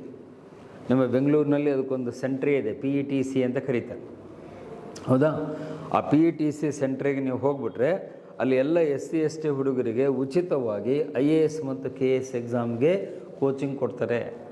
ಒಳ್ಳೊಳ್ಳೆ ಉಪನ್ಯಾಸಕರನ್ನ ಕರೆಸಿ ಅಲ್ಲಿ ಉಚಿತವಾಗಿ ಪಾಠ ಮಾಡಿಸಿ ಆ ಮಕ್ಕಳು IAS ಮತ್ತು KS ಎಕ್ಸಾಮ್ ಪಾಸ್ ಮಾಡಲಿಕ್ಕೆ ಸರ್ಕಾರವೇ ಸಹಕಾರ ಮಾಡುತ್ತೆ. ಇಲ್ಲಿ ಮುಖ್ಯವಾದ ಪಾತ್ರವನ್ನು ವಹಿಸುವ ಇಲಾಖೆಗಳು ಯಾವುದು ಅಂದರೆ 3 ಇಲಾಖೆ ಬರ್ತವೆ. 3 ಇಲಾಖೆಗಳ ಜವಾಬ್ದಾರಿ ಇಲ್ಲಿ ಜಾಸ್ತಿ ಇದೆ. ಈ 3 ಇಲಾಖೆಗಳು ಈ ಜವಾಬ್ದಾರಿಯನ್ನು ಹೊತ್ಕೊಳ್ಬೇಕು. Number 1 SC ST department, SC ST ಇಲಾಖೆ. 2ನೇದು OBC ಬ್ಯಾಕ್ವರ್ಡ್ ಕ್ಲಾಸ್ ಇಲಾಖೆ. 3ನೇದು ಮಹಿಳಾ ಇಲಾಖೆ, ಮಹಿಳೆಯರ ಕಲ್ಯಾಣ ಇಲಾಖೆ. ಈ 3 ಇಲಾಖೆಯ ಪಾತ್ರ ಇಲ್ಲಿ ಭಾಳ ದೊಡ್ಡದಾಗಿದೆ. ಇವರು ಹೆಚ್ಚಿನ ಪಾತ್ರ ವಹಿಸಬೇಕು. ಸಮಾಜ ಕಲ್ಯಾಣ ಇಲಾಖೆ, ಹಿಂದುಳಿದ ವರ್ಗಗಳ ಇಲಾಖೆ, ಮಹಿಳಾ ಇಲಾಖೆ ಅಂತ ಬರ್ತವೆ. ಈ 3 ಇಲಾಖೆಯಲ್ಲಿರುವಂಥ ಅಧಿಕಾರಿಗಳು, ಸಿಬ್ಬಂದಿ ವರ್ಗ ಏನಿದೆ ಅವರು ಆರ್ಟಿಕಲ್ 46 ಚಾಚೂ ತಪ್ಪದೆ ಜಾರಿಗೆ ತರಬೇಕು. ಯಾವ ರಾಜ್ಯದಲ್ಲಿ ಇವುಗಳ ಒಂದು ಕಲ್ಯಾಣ ಚೆನ್ನಾಗಾಗುತ್ತೋ ಆ ರಾಜ್ಯದಲ್ಲಿ ಸಾಮಾಜಿಕ ನ್ಯಾಯ ಇದೆ ಅಂತ ನಾವು ಹೇಳ್ಬೋದು. ದೆರ್ ಈಸ್ ಸೋಷಲ್ ಜಸ್ಟಿಸ್ ಅಂತ ಹೇಳ್ಬೋದು. Where the welfare measures have been taken for SC ST OBC and other people. ಯಾವ ರಾಜ್ಯದಲ್ಲಿ ಈ ವಿಚಾರದಲ್ಲಿ ಹಿನ್ನಡೆಯಾಗಿದೆ, ಎಲ್ಲಿ ಈ ವರ್ಗದ ಜನರಿಗೆ ಯಾವುದೇ ಸೌಲಭ್ಯಗಳು ಸಿಗ್ತಾ ಇಲ್ಲ, ಅಂದರೆ ಸ್ಕಾಲರ್ಶಿಪ್ ಇಲ್ಲ, ಸ್ಟೈಫಂಡ್ ಇಲ್ಲ. ಈವನ್ ಸ್ಟೈಫಂಡ್ ಕೂಡ ನೀವು ಇದರಲ್ಲಿ ಸೇರಿಸ್ಬೋದು. ಕೆಲವೊಂದು ಸರಿ ವಿದ್ಯಾರ್ಥಿಗಳಿಗೆ ಶಿಷ್ಯ ವೇತನ ಅಂತಲೂ ಕೊಡ್ತಾರೆ, ಸ್ಟೈಫಂಡ್ ಅಂತ ಹೇಳ್ತಾರೆ, ಅಧ್ಯಯನ ವೇತನ ಅಂತ ಕೂಡ ಕರೀತಾರೆ. ಆ ಸ್ಟೈಫಂಡನ್ನು ನೀವು ಕೊಡಬೇಕು. ಅಂದರೆ ಅವ್ರಿಗೇನೋ ಒಂದು ಸಣ್ಣ ಪುಟ್ಟ ಖರ್ಚಿಗೆ, ಯಾರೋ ವಿದ್ಯಾರ್ಥಿಗಳಿಗೆ ಬುಕ್ಸ್ ತೊಗೊಳ್ಳಿಕ್ಕೆ, ಜೆರಾಕ್ಸ್ ಮಾಡಿಸ್ಕೊಳ್ಳೋದಕ್ಕೆ. ಮತ್ತು ಈಗಿನ ಕಾಲದಲ್ಲಿ ನೀವೆಲ್ಲ ಮೊಬೈಲ್ ಬಳಸಿ ಇಂಟರ್ನೆಟ್ಟಿಗೆ ನಿಮಗೆ ದುಡ್ಡು ಬೇಕು. ಎಷ್ಟೋ ಸರಿ ವಿದ್ಯಾರ್ಥಿಗಳಿಗೆ 2 GB ಹಾಕ್ಸೋಳಕ್ಕೆ ದುಡ್ಡು ಇರೋಲ್ಲ. ಸರ ಇಂಟರ್ನೆಟ್ ಇಲ್ಲರಿ, ಇದ್ದಂದರೆ ಡೌನ್ಲೋಡ್ ಮಾಡ್ಕೋತಿದ್ದೆ, ದುಡ್ಡಿಲ್ಲ ಅಂತ ಇರ್ತಾರೆ. ಅವ್ನಿಗೇನು ನೀವೇನು 1000 ರೂಪಾಯಿ ಕೊಡೋ ಅವಶ್ಯಕತೆ ಇಲ್ಲ. ಒಂದು 200 ರೂಪಾಯಿ ಕೊಟ್ಟರೆ ಸಾಕು, ಅವ 2 GB ಹಾಕ್ಸ್ಕೊಂಡು ಅವ್ನ ಪಾಡಿಗೆ ಅವ್ನು ಓದ್ತಾನೆ. ಅದಕ್ಕೆ ಸ್ಟೈಫಂಡ್ ಅಂತ ಕರೀತಾರೆ. ಸಣ್ಣ ಪ್ರಮಾಣದ ಆರ್ಥಿಕ ಸಹಾಯ, ಚಿಕ್ಕ ಹಣಕಾಸಿನ ನೆರವು ಕೊಡೋದಕ್ಕೆ ಸ್ಟೈಫಂಡ್ ಅಂತ ಕರೀತಾರೆ. ಮಂತ್ಲಿ ಇಷ್ಟಂತ ಇರುತ್ತೆ, ಅದನ್ನು ಕೊಡಬೇಕು. ಮತ್ತು ಮೀಸಲಾತಿ ಅಂತೂ ಸಂವಿಧಾನದಲ್ಲೇ ಹೇಳಿದ್ದಾರೆ. ಈ ವರ್ಗದವರಿಗೆ ಶಿಕ್ಷಣದಲ್ಲಿ, ಉದ್ಯೋಗದಲ್ಲಿ ಮೀಸಲಾತಿ. Reservation in education, reservation in employment. ಅವರಿಗೆ ಕಡ್ಡಾಯವಾಗಿ ಮೀಸಲಾತಿಯನ್ನು ಈ ಕ್ಷೇತ್ರಗಳಲ್ಲಿ ಕೊಟ್ಟರೆ ಅಂಬೇಡ್ಕರ್ ಅವರು ಕಂಡಂಥ ಈ ಕನಸು, ಸಾಮಾಜಿಕ ನ್ಯಾಯದ ಕನಸು ಸಕ್ಸಸ್ಫುಲ್ ಆಗುತ್ತೆ. ಇಲ್ಲೇ ಹೋದರೆ ಈ ವರ್ಗದವರಿಗೆ ಸರ್ಕಾರ ಈ ಕ್ರಮಗಳನ್ನು ಕೈಗೊಳ್ಳಿಲ್ಲ ಅಂದರೆ ನೀವು ಇನ್ನೂ 100 ವರ್ಷ 200 ವರ್ಷ ಬಿಟ್ಟು ಬಂದರೂ ಅವರ ಸ್ಥಿತಿಗತಿಗಳು ಹಾಗೇ ಇರ್ತವೆ, ಶೋಚನೀಯವಾಗಿರ್ತವೆ. Compare to the forward section of the society. ನೀವು ಹೋಲಿಕೆಯನ್ನು ಹೇಗೆ ಮಾಡಬೇಕು ಅಂದರೆ ಮೇಲ್ವರ್ಗದ, ಮೇಲ್ಜಾತಿಯಲ್ಲಿರುವ ಜನರ ಬದುಕಿಗೆ ಕಂಪೇರ್ ಮಾಡಿ ಇವರನ್ನು ಅಧ್ಯಯನ ಮಾಡಬೇಕು. You to compare them with upper caste, compare them with upper class. Upper class ಬೇರೆ, ಅಪ್ಪರ್ ಕ್ಯಾಸ್ಟ್ ಬೇರೆ. ಮೇಲ್ಜಾತಿ ಅಂದರೆ ಅದರಲ್ಲಿ ಬ್ರಾಹ್ಮಣರು, ಲಿಂಗಾಯತರು, ಒಕ್ಕಲಿಗರು ಎಲ್ಲ ಬರ್ತಾರೆ, ಅವ್ರ ಮೇಲ್ಜಾತಿ ಅಂತ ಹೇಳಿ. ಮೇಲ್ವರ್ಗ ಅಂದರೆ ಹಣಕಾಸಿನ ದೃಷ್ಟಿಯಿಂದ, ಎಕನಾಮಿಕ್ ಕಂಡೀಷನಿಂದ ಯಾರ ಆದಾಯ, ವಾರ್ಷಿಕ ಆದಾಯ 8 ಲಕ್ಷಕ್ಕಿಂತ ಜಾಸ್ತಿ ಇದೆಯೋ, ಆ್ಯನ್ಯುವಲ್ ಇನ್ಕಮ್ ಅಬೌವ್ 8 lakhs ಇದೆ, ದೇ ಆರ್ ವೆಲ್ ಆಫ್ ಅಂತ ಹೇಳ್ತೀವಿ. ಸರ್ ಅವ್ರೇನು ರೀ ಚೆನ್ನಾಗಿದ್ದಾರೆ, ವರ್ಷಕ್ಕೆ 15-20 ಲಕ್ಷ ಆದಾಯ ಬರುತ್ತೆ, ಅವ್ರು ಆರಾಮಾಗಿದ್ದಾರೆ, ಅವ್ರನ್ನ ಅಪ್ಪರ್ ಕ್ಲಾಸ್ ಅಂತಾರೆ. ಕ್ಯಾಸ್ಟ್ ಅಲ್ಲ, ಕ್ಲಾಸ್ ಅನ್ನಬೇಕು. ಅಪ್ಪರ್ ಕ್ಲಾಸ್ ಅಂದರೆ ಮೇಲ್ವರ್ಗ, ಶ್ರೀಮಂತರು. ಅಪ್ಪರ್ ಕಾಸ್ಟ್ ಅಂದರೆ ಜಾತಿಯ ದೃಷ್ಟಿಯಿಂದ ಅವರು ಮೇಲಿರುವವರು. ಅವ್ರ ಜೊತೆಗೆ ಇವರನ್ನು ಕಂಪೇರ್ ಮಾಡಿದರೆ ಇವರು ಸಾಕಷ್ಟು ಇನ್ನೂ ಹಿಂದೆ ಉಳಿದಿದ್ದಾರೆ. ಅವ್ರಿಗೆ ಕಂಪೇರ್ ಮಾಡಿ ನೋಡಿದರೆ relatively they are lagging behind. So ಅದಕ್ಕೆ ಅಲ್ಲಿ ಪದ ಬಳಕೆ ಏನು ಮಾಡ್ತೀವಿ, ಅಪ್ಲಿಫ್ಟ್ ಅಂತಾರೆ. ಅಪ್ಲಿಫ್ಟ್ ಅಂದರೆ ಮೇಲೆತ್ತುವುದು, ಉನ್ನತೀಕರಣ. ಈ ವರ್ಗದ ಜನರನ್ನು ಉನ್ನತೀಕರಿಸಿ ಅವರಿಗೆ ಏನು ಸಿಕ್ಕಿಲ್ವೋ ಅದನ್ನು ಸರ್ಕಾರ ಈ ರೂಪದಲ್ಲಿ ಕೊಟ್ಟು ಅವರನ್ನು ಕೂಡ ಮುಂದುವರೆದಂಥ ಜನಾಂಗ ಏನಿದ್ದಾರೆ ಅವ್ರ ಲೆವೆಲ್ಲಿಗೆ ತರಬೇಕು. You have to uplift them and put them on par with the developed sections of the society, forward sections of the society. ಸಮಾಜದ ಮುಂಚೂಣಿಯಲ್ಲಿ ಅಗ್ರಶ್ರೇಣಿಯಲ್ಲಿರುವವರ ಜೊತೆಗೆ ಇವರು ಕೂಡ ಬಂದು ನಿಲ್ಲುವಂತೆ ಮಾಡಬೇಕು. ಇದನ್ನು ಒಂದೊಂದು ಸರಿ UPSC ಎಕ್ಸಾಮ್ನಲ್ಲಿ ಏನು ಕೇಳಿದ್ದಾನೆ, article 46 is known as levelling article ಅಂತ ಕರೀತಾನೆ. ಇದು ನಮ್ಮ ಹುಡುಗರಿಗೆ ಅರ್ಥ ಆಗೋದೇ ಇಲ್ಲ. ಸೋಷಿಯಲ್ ಲೆವೆಲಿಂಗ್ ಅಂತ ಕೂಡ ಅದು ಕರೀತಾರೆ. ಸಾಮಾಜಿಕ ಸಮತಟ್ಟನೆ ಮಾಡುವುದು ಅಂತ ಕರೀತಾರೆ. ಲೆವೆಲ್ ಅಂದ್ರೇನು, ಈಗೆಲ್ಲೋ ಒಂದು ಕಡೆ ಮಣ್ಣು ತೆಗ್ಗುದಿನ್ನಿ ಇರುತ್ತೆ, ಒಂದು ಕಡೆ ತೆಗ್ಗಿರುತ್ತೆ, ಒಂದು ಕಡೆ ಎತ್ತರ ಇರುತ್ತೆ. ಅದನ್ನು ಇಂಜಿನಿಯರ್ ಏನು ಹೇಳ್ತಾರೆ, ಇದು ಸರಿ ಇಲ್ಲರಿ, ಲೆವೆಲ್ ಮಾಡಿರಿ, ಎಲ್ಲ ಒಂದೇ ಥರ ಮಾಡಿರಿ ಅಂತಾರಲ್ಲ, ಅದಕ್ಕೆ ಲೆವೆಲಿಂಗ್ ಅಂತಾರೆ ಇಂಜಿನಿಯರಿಂಗ್ ಭಾಷೆಯಲ್ಲಿ. ಇಲ್ಲಿ ಸೋಷಿಯಲ್ ಲೆವೆಲಿಂಗ್ ಅಂದರೆ ಸಮಾಜದಲ್ಲೂ ಕೂಡ ಈ ಥರ ಏರಿಳಿತಗಳಿವೆ. ಯಾರೋ ಭಾಳ ಎತ್ತರದಲ್ಲಿದ್ದಾರೆ, ಯಾರೋ ಪೂರ್ತಿ ಕಂದಕದಲ್ಲಿ ಬಿದ್ದು ಹೋಗಿದ್ದಾರೆ. ಸೊ ಆ ಕೆಳಗಡೆ ಬಿದ್ದವ್ರನ್ನ ಕೈ ಹಿಡಿದು ಮೇಲೆತ್ತಬೇಕು. ಮೇಲಿದ್ದವ್ರಿಗೆ ಒಂಚೂರು ಕೆಳಗೆ ಬಾರಪ್ಪ ಅಂತ ಅವ್ನು ನೆಚ್ಚನಿಗೆ ಹಾಕಿ ಸ್ವಲ್ಪ ಕೆಳಗೆ ಬಾ ಅಂತ ಅವ್ನು ಕೆಳಗಿರಿಸ್ಬೇಕು. ಇವು ಕೆಳಗಿದ್ದವನಿಗೆ ಅದೇ ಏಣಿ ಕೊಟ್ಟು ಮೇಲೆ ಬಾ ಅಂತ ಎತ್ತಬೇಕು. ಅದೇ ಆರ್ಟಿಕಲ್ 46 ಸೋಷಿಯಲ್ ಲೆವೆಲಿಂಗ್ ಅಂತಾರೆ. ಆ ಶಬ್ದ ನೆನ್ಪಿಟ್ಕೊಳ್ಳಿ. ಸಾಮಾಜಿಕ ಸಮಪಾತಳಿಯನ್ನು ಮಾಡುವುದು, ಸಮತಟ್ಟು ಮಾಡುವುದು ಆರ್ಟಿಕಲ್ 46ರ ಉದ್ದೇಶ. ಯಾಕೆ ಅಂಬೇಡ್ಕರ್ ಅವರು ಪ್ರಿಯಾಂಬಲ್ನಲ್ಲೇ ಹೇಳ್ತಾರೆ, ensuring among all its citizens justice. ಹೌದೋ ಅಲ್ಲೋ? ಪ್ರಿಯಾಂಬಲ್ ನೆನ್ಪು ಮಾಡಿಕೊಡ್ರಿ. ಫಸ್ಟು ನಿಮ್ಮ ಕ್ಲಾಸ್ ಸ್ಟಾರ್ಟ್ ಆದಾಗ ಹೇಳಿದ್ದೆ ಪೀಠಿಕೆಯಲ್ಲಿ, ಈ ದೇಶದ ಪ್ರತಿಯೊಬ್ಬ ನಾಗರಿಕನಿಗೂ ನ್ಯಾಯವನ್ನು ಕೊಡಬೇಕು. ಅದರಲ್ಲಿ ಫಸ್ಟು ಅಂಬೇಡ್ಕರ್ ಅವರು ಬಳಸೋ ಶಬ್ದ ಸೋಷಿಯಲ್ ಜಸ್ಟಿಸ್. ಮೊದಲು ಸಾಮಾಜಿಕ ನ್ಯಾಯ, ಆಮೇಲೆ ಆರ್ಥಿಕ ನ್ಯಾಯ, ಆಮೇಲೆ ರಾಜಕೀಯ. ಸೋಷಿಯಲ್, ಎಕನಾಮಿಕ್, ಪೊಲಿಟಿಕಲ್ ಅಂತ ಹೇಳ್ತಾರೆ. ಫಸ್ಟ್ ಬರೋದೇ ಸಾಮಾಜಿಕ ನ್ಯಾಯ. ಆ ಸಾಮಾಜಿಕ ನ್ಯಾಯವನ್ನು ಕೊಡುವ ಉದ್ದೇಶ ಆರ್ಟಿಕಲ್ 46ರಲ್ಲಿದೆ. ಇಲ್ಲಿ ಕೇಂದ್ರ ಸರ್ಕಾರವೂ ಮಾಡಬೇಕು, ರಾಜ್ಯ ಸರ್ಕಾರವೂ ಮಾಡಬೇಕು. ಇಬ್ಬರ ಪಾತ್ರ ಕೂಡ ಅಷ್ಟೇ ಇದೆ, ಈಕ್ವಲ್ ಆಗಿದೆ. And both the government, central and state, should strive hard to ensure social justice for these categories. ಇದಕ್ಕೆ ಇಂಥದ್ದೇ ಯೋಜನೆಗಳನ್ನು ಮಾಡಬೇಕು ಅಂತ ಯಾವುದೇ ಇತಿಮಿತಿ ಇಲ್ಲ. ನೀವು ಯಾವ ಯೋಜನೆಯನ್ನಾದರೂ ನಾನು ಸುಮ್ಮನೆ ಕೆಲವು ಉದಾಹರಣೆಗಳನ್ನು ಕೊಟ್ಟಿದ್ದೀನಿ ಅಷ್ಟೇ. ಸ್ಕಾಲರ್ಶಿಪ್ ಕೊಡ್ರಿ, ಹಾಸ್ಟೆಲ್ ಕೊಡ್ರಿ, ಬುಕ್ಸ್ ಕೊಡ್ರಿ, ಮೆಡಿಸಿನ್ಸ್ ಕೊಡ್ರಿ, ಫುಡ್ಡು ಕೊಡ್ರಿ, ಸ್ಟೈಫಂಡ್ ಕೊಡ್ರಿ, ಆಮೇಲೆ ಮೀಸಲಾತಿ ಕೊಡ್ರಿ, ಫ್ರೀ ಕೋಚಿಂಗ್ ಕೊಡ್ರಿ. ಇವು ಸುಮ್ಮನೆ ಎಕ್ಸಾಂಪಲ್ ಅಷ್ಟೇ. ಇಷ್ಟೇ ಮಾಡಬೇಕು ಅಂತೇನು ಅಲ್ಲಿ ಕಟ್ಟುಪಾಡಿಲ್ಲ. ನೀವು ಇನ್ನೂ ಎಲ್ಲ ಸೌಲಭ್ಯಗಳನ್ನು ಕೂಡ ಈ ವರ್ಗದವರಿಗೆ ಸರ್ಕಾರ ಕೊಡ್ಬೋದು. ಈಗ ರೀಸೆಂಟಾಗಿ ನಿಮ್ಮ ಈಗಿನ ರಾಜ್ಯ ಸರ್ಕಾರದ ಯೋಜನೆ ಹೇಳೋದಾದರೆ ST ವಿದ್ಯಾರ್ಥಿಗಳಿಗೆ ಫ್ರೀ ಲ್ಯಾಪ್ಟಾಪ್ ಕೊಡ್ತೀವಿ ಅಂತ ಈಗೊಂದು ಯೋಜನೆ ತಂದಿದ್ದಾರೆ. ನಿಮ್ಗೆ ಗೊತ್ತಿದೆ, ಯಾರು ಎಕ್ಸಾಮ್ ಕಟ್ಟಿದ್ದೀರಿ, UPSC ಕಟ್ಟಿದ್ದೀರಿ, ನಿಮಗೆ ಸರ್ಕಾರದ ವತಿಯಿಂದ ಸಮಾಜ ಕಲ್ಯಾಣ ಇಲಾಖೆಯಿಂದ ಫ್ರೀಯಾಗಿ ಒಂದು ಲ್ಯಾಪ್ಟಾಪ್ ಕೊಡ್ತಾರೆ. It's a free scheme. ಪ್ರತಿಯೊಬ್ಬ ವಿದ್ಯಾರ್ಥಿಗೆ ಒಂದು ಲ್ಯಾಪ್ಟಾಪನ್ನು ಉಚಿತವಾಗಿ ಸರ್ಕಾರವೇ ಕೊಡುತ್ತೆ. That is good. That comes under article 46. ಅದು 46ನೇ ಕಲಮಿನ ಅಡಿಯಲ್ಲಿ ಬರುತ್ತೆ. ಅದು ಒಳ್ಳೆಯ ಯೋಜನೆ, ಅದನ್ನು ನಾವು ಸ್ವಾಗತಿಸ್ತೀವಿ. ಅಂದರೆ ಯಾವ ರೀತಿಯಿಂದ ನೀವು ಅವ್ರಿಗೆ ಹೆಲ್ಪ್ ಮಾಡಲಿಕ್ಕೆ ಸಾಧ್ಯ ಇದೆಯೋ ಅದನ್ನು ಮಾಡಿರಿ ಅಂತ ಹೇಳ್ತೀವಿ.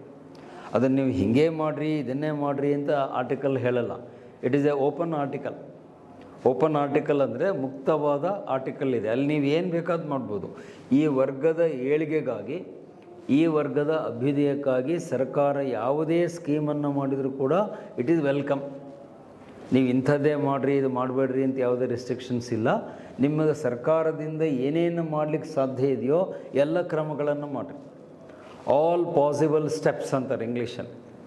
All possible measures shall be taken for the welfare and upliftment of these categories of people and sky is the limit. ಇದಕ್ಕೆ ಆಕಾಶವೇ ಮಿತಿ, ಸ್ಕೈ ಈಸ್ ದ ಲಿಮಿಟು. ಈಗ ನೀವೇನು ಕೇಳಬಾರ್ದು, ಸರ್ ಸ್ಕಾಲರ್ಶಿಪ್ ಕೊಟ್ಟಿವ್ರಿ ಸಾಕೇನ್ರಿ ಅನ್ಬಾರ್ದು. ಸಾಕು ಅನ್ನೋ ಪ್ರಶ್ನೆ ಇಲ್ಲ. ಸ್ಕಾಲರ್ಶಿಪ್ ಕೊಟ್ಟಿಯಾ, ಜೊತೆಗೆ ಹಾಸ್ಟೆಲ್ಲೂ ಕೊಡು. ಹಾಸ್ಟೆಲ್ ಕೊಟ್ಟಿಯಾ ಬುಕ್ಸು ಕೊಡು, ಬುಕ್ಸ್ ಕೊಟ್ಟಿಯಾ ಫುಡ್ಡು ಫ್ರೀ ಕೊಡು, ಅವಾಗೇನಾದ್ರು ಕಾಯಿಲೆ ಬಿದ್ದ ಹುಡುಗ ಅವ ಫ್ರೀಯಾಗಿ ಆಸ್ಪತ್ರೆಗೆ ಕರ್ಕೊಂಡು ಹೋಗಿ ತೋರಿಸು. ಹೀಗೆ ಎಲ್ಲ ರೀತಿಯ ಸೌಲಭ್ಯಗಳನ್ನು ನೀವು ಕೊಡಬೇಕು. ಮತ್ತು ಇಲ್ಲೂ ಕೂಡ ಆರ್ಟಿಕಲ್ 46ಗೆ ಹಣಕಾಸಿನ ಮುಗ್ಗಟ್ಟನ್ನು ನೀವು ಹೇಳುವಂಗಿಲ್ಲ, ಫೈನಾನ್ಷಿಯಲ್ ಕ್ರಂಚ್ ಅಂತ ಹೇಳುವಂಗಿಲ್ಲ.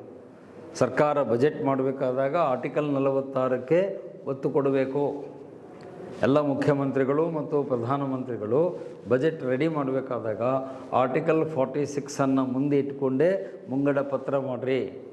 ಈ ವರ್ಗದ ಜನರಿಗೆ SC ST OBC ಮಹಿಳೆಯರಿಗೆ ಸಾಕಷ್ಟು ಫಂಡ್ಸನ್ನು ನೀವು ಕೊಡಬೇಕು. ಅದನ್ನು ಸೋಷಿಯಲ್ ಸೆಕ್ಟರ್ ಅಂತ ಕರೀತಾರೆ, ಸಾಮಾಜಿಕ ವಲಯ ಅಂತಾರೆ.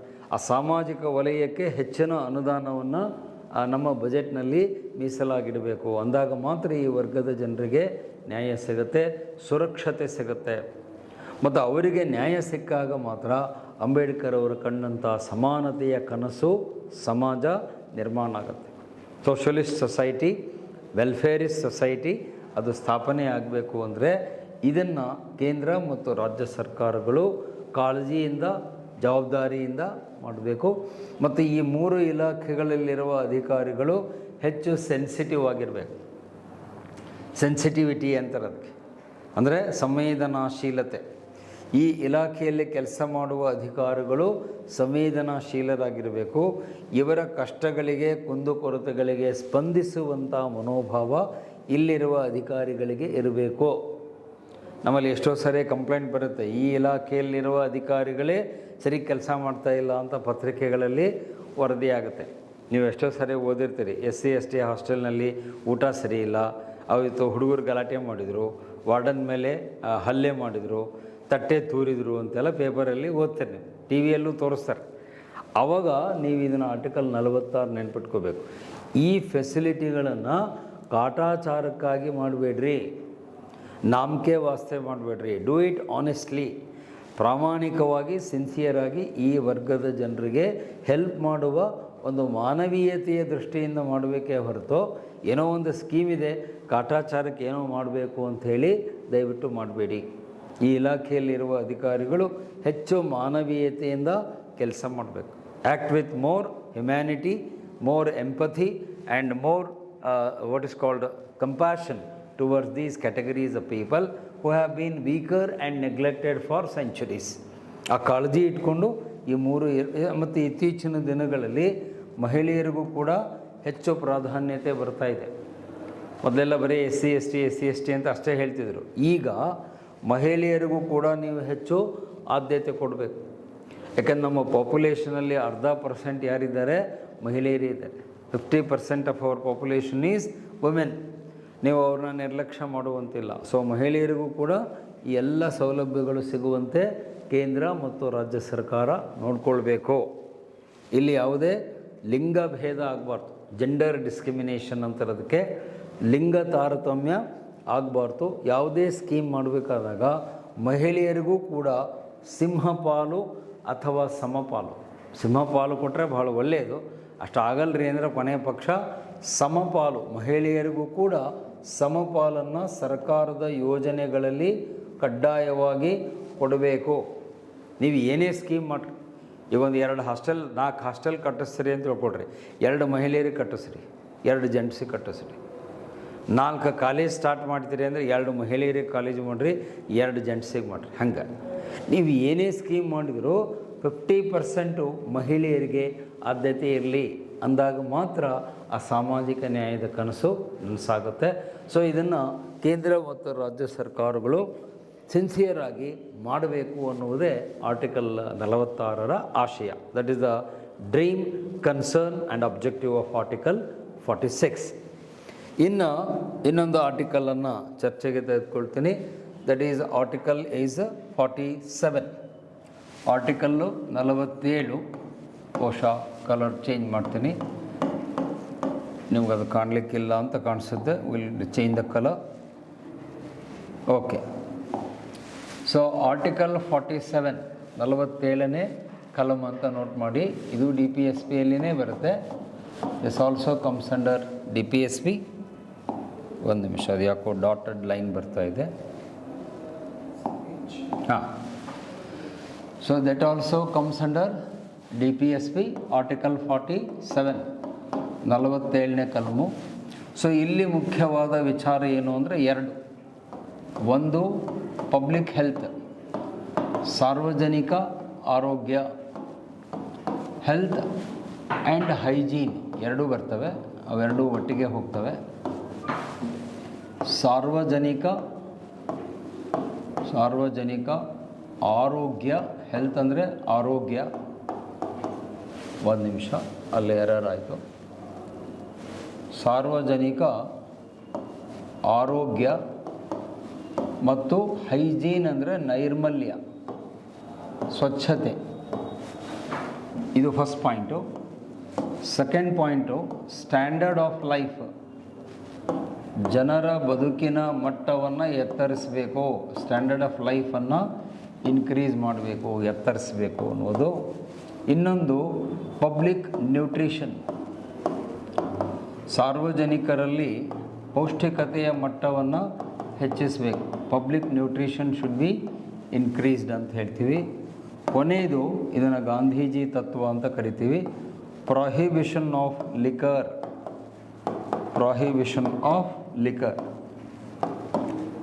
ಇದೇನು ಸಾರಾಯಿ ಇದೆ, ಲಿಕರ್ ಅಂದರೆ ಸಾರಾಯಿ, ಮದ್ಯ ಅಂತ ಹೇಳ್ತೀವಿ. ಆ್ಯಂಡ್ ಅದರ್ ಇಂಟಾಕ್ಸಿಕೇಟಿಂಗ್ ಡ್ರಗ್ಸ್, ಬರೀ ಲಿಕರ್ ಒಂದೇ ಅಲ್ಲ, ಇಂಟಾಕ್ಸಿಕೇಟಿಂಗ್ ಡ್ರಗ್ಸ್ ಇವುಗಳನ್ನು ನಿಷೇಧಿಸಬೇಕು. ಮದ್ಯಪಾನ ನಿಷೇಧ ಅಂತ ಅದನ್ನು ಕರೀತಾರೆ, ಮದ್ಯಪಾನ ನಿಷೇಧ. ಈ ಕೊನೆಯದೇನಿದೆಯಲ್ಲ, ಈ ಲಾಸ್ಟ್ ಪಾಯಿಂಟ್ ಏನಿದೆ, ಇದನ್ನು ಗಾಂಧೀಜಿ ತತ್ವ ಅಂತ ಕರೀತಾರೆ, ಗಾಂಧಿಯನ್ ಪ್ರಿನ್ಸಿಪಲ್ ಅಂತ ಕರೀತಾರೆ. ಈ ಕೊನೆಯದನ್ನು ಮಾತ್ರ, ಮಿಕ್ಕಿದ್ದಲ್ಲ. This is called Gandhian principle. ಮದ್ಯಪಾನ ನಿಷೇಧ, ಸಾರಾಯಿ ನಿಷೇಧ, ಸಾರಾಯಿಯನ್ನು ನಿಷೇಧ ಮಾಡಿರಿ, ಬ್ಯಾನ್ ಮಾಡಿರಿ ಅಂತ ಹೇಳುವಂಥದ್ದು. ಸೊ ಇದು ಆರ್ಟಿಕಲ್ 47ನಲ್ಲಿ ನಿಮಗೆ ಗೊತ್ತಿರಬೇಕಾದ ಸಂಗತಿ. ಸೊ ಈಗ ಅಲ್ಲಿ ವಿವರಣೆಯನ್ನು ಏನು ತೆಗೆದುಕೊಳ್ಬೇಕು, ಎಕ್ಸ್ಪ್ಲನೇಷನ್ ಏನು ತೆಗೆದುಕೊಳ್ಬೇಕು ಅಂತ ಹೇಳಿದರೆ, 47ನೇ ಆರ್ಟಿಕಲ್ನಲ್ಲಿ ಅಂಬೇಡ್ಕರ್ ಅವರು ಏನು ಹೇಳಿಕ್ಕೆ ಹೊರಟಿದ್ದಾರೆ ಅಂದರೆ, ದೇಶದಲ್ಲಿರುವ ಪ್ರತಿಯೊಬ್ಬ ನಾಗರಿಕ ಆರೋಗ್ಯವಂತನಾಗಿರಬೇಕು. ಯಾಕೆ? ನಮ್ಮ ಹಿರಿಯರು ಒಂದು ಗಾದೆ ಮಾತು ಹೇಳಿದ್ದಾರೆ, ಆರೋಗ್ಯವೇ ಭಾಗ್ಯ. ನಿಮ್ಮ ಹತ್ರ ಎಲ್ಲ ಸಂಪತ್ತು ಇರ್ಬೋದು, ಕಾರ್ ಇರ್ಬೋದು, ಬಂಗ್ಲೆ ಇರ್ಬೋದು, ಸೈಟ್ ಇರ್ಬೋದು, ಕೈಯಲ್ಲಿ ದುಬಾರಿ ವಾಚ್ ಕಟ್ಟಿರ್ಬೋದು, 1 ಲಕ್ಷ ರೂಪಾಯಿ ಆ್ಯಪಲ್ ಫೋನ್ ಇರ್ಬೋದು.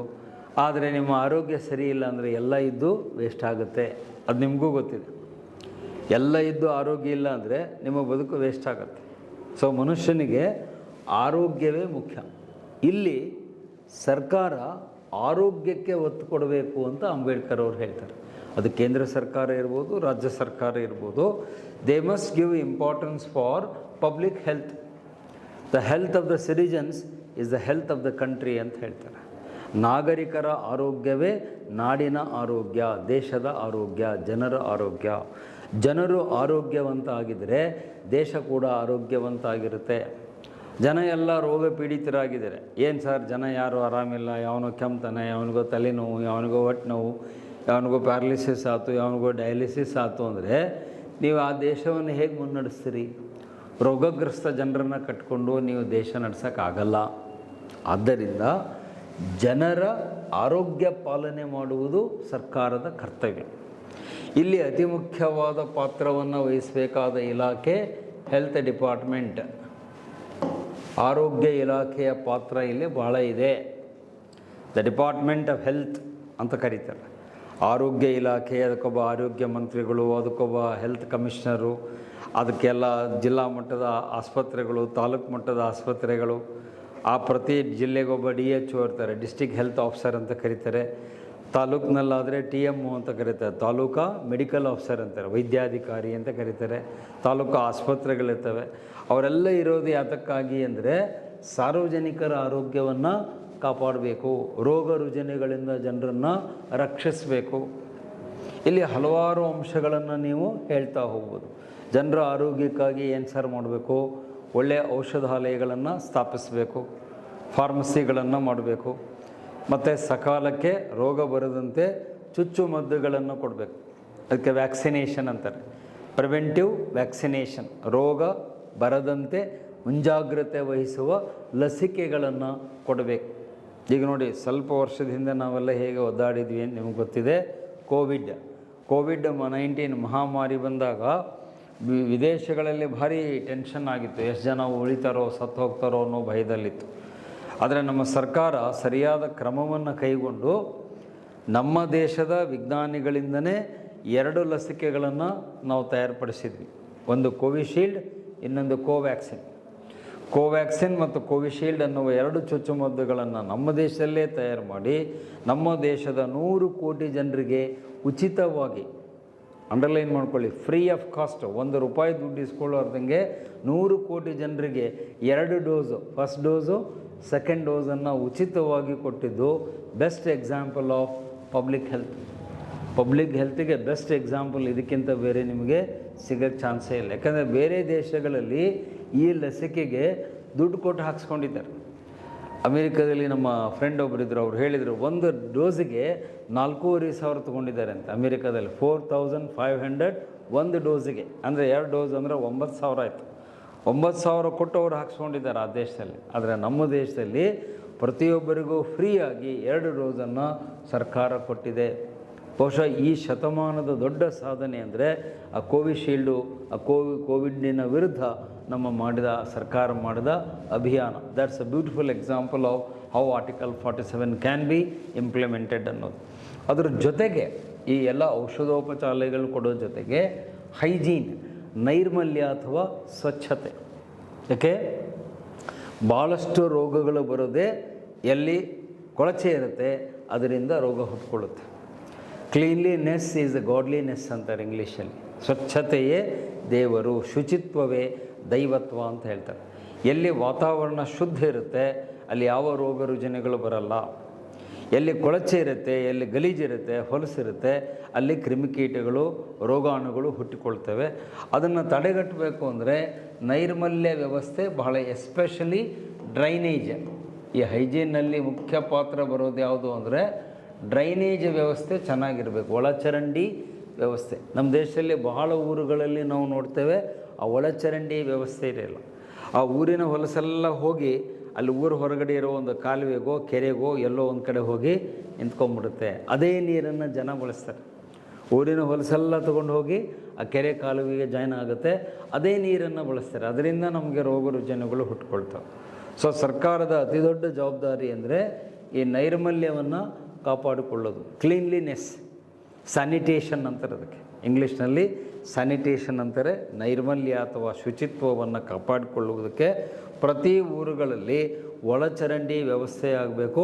ಆ ಊರಿನ ತ್ಯಾಜ್ಯ ವಸ್ತುಗಳೇನಿವೆ ಅವು ಕುಡಿಯುವ ನೀರಿಗೆ ಹೋಗಿ ಸೇರಿಕೊಳ್ಳದಂತೆ ಬ್ಲಾಕ್ ಮಾಡಬೇಕು. ಯಾವುದೇ ಕಾರಣಕ್ಕೆ ಅದು ಹೋಗಿ ಕುಡಿಯುವ ನೀರಿನ ಇದಕ್ಕೆ ಸೇರಿಕೊಳ್ಳದಂತೆ ಜಾಗ್ರತೆ ವಹಿಸಬೇಕು. ಅದಕ್ಕೆ ಸರಿಯಾದ ಯೋಜನೆಯನ್ನು ಮಾಡಬೇಕು. ಅದಕ್ಕೆ ಟೌನ್ ಪ್ಲ್ಯಾನಿಂಗ್ ಅಂತ ಕರೀತಾರೆ ಇಂಗ್ಲೀಷಲ್ಲಿ, ನಗರ ಯೋಜನೆ. ಇವತ್ತು ನಮ್ಮಲ್ಲಿ ಬಹಳಷ್ಟು ನಗರಗಳಲ್ಲಿ ಆ ನಗರ ಯೋಜನೆ ಅನ್ನೋದೇ ತಲೆ ಕೆಳಗಾಗಿದೆ. ಯಾವ್ಯಾವುದೋ ಗಲೀಜು ನೀರೆಲ್ಲ ಹೋಗ್ಬಿಟ್ಟು ಕುಡಿಯೋ ನೀರಿನ ವಾಟರ್ ಪೈಪಿಗೆ ಹೋಗಿ ಸೇರಿಕೊಳ್ತವೆ. ಅದೇ ನೀರನ್ನು ಜನ ಕುಡಿತಾರೆ. ಆಮೇಲೆ ಆಸ್ಪತ್ರೆಗೆ ಹೋಗಿ ಅಡ್ಮಿಟ್ ಮಾಡಿ ₹1,00,000 ಬಿಲ್ ಮಾಡಿಕೊಂಡು ಬರೋ ಎಲ್ಲ ಟೆಸ್ಟ್ಗಳು ಮಾಡಿಸ್ಕೊಂಡು ಸರ್ ಹಂಗಾತ್ರಿ ಹಿಂಗಾತ್ರಿ ಅಂತ ಓಡಾಡ್ತೀವಿ. That is not right. So ಸರ್ಕಾರ 2 ಕೆಲಸ, ಒಂದು ಆರೋಗ್ಯ ಸೌಲಭ್ಯ ಕೊಡಬೇಕು, ಹೈಜೀನ್ ಸ್ವಚ್ಛತೆ ನೈರ್ಮಲ್ಯವನ್ನು ಎಲ್ಲ ಹಂತಗಳಲ್ಲಿ ಕಾಪಾಡಬೇಕು. ಅದಕ್ಕೆ ಬೇಕಾಗುವಂಥ ಯೋಜನೆಗಳನ್ನು ಜಾರಿಗೆ ತರಬೇಕು. ಹೆಲ್ತ್ ಸ್ಕೀಮ್ಸ್ ಅಂತಾರೆ. ಕೇಂದ್ರ ಸರ್ಕಾರದ್ದು ಎಷ್ಟೋ ಯೋಜನೆಗಳಿವೆ, ರಾಜ್ಯ ಸರ್ಕಾರದ್ದು ಎಷ್ಟೋ ಯೋಜನೆಗಳಿವೆ.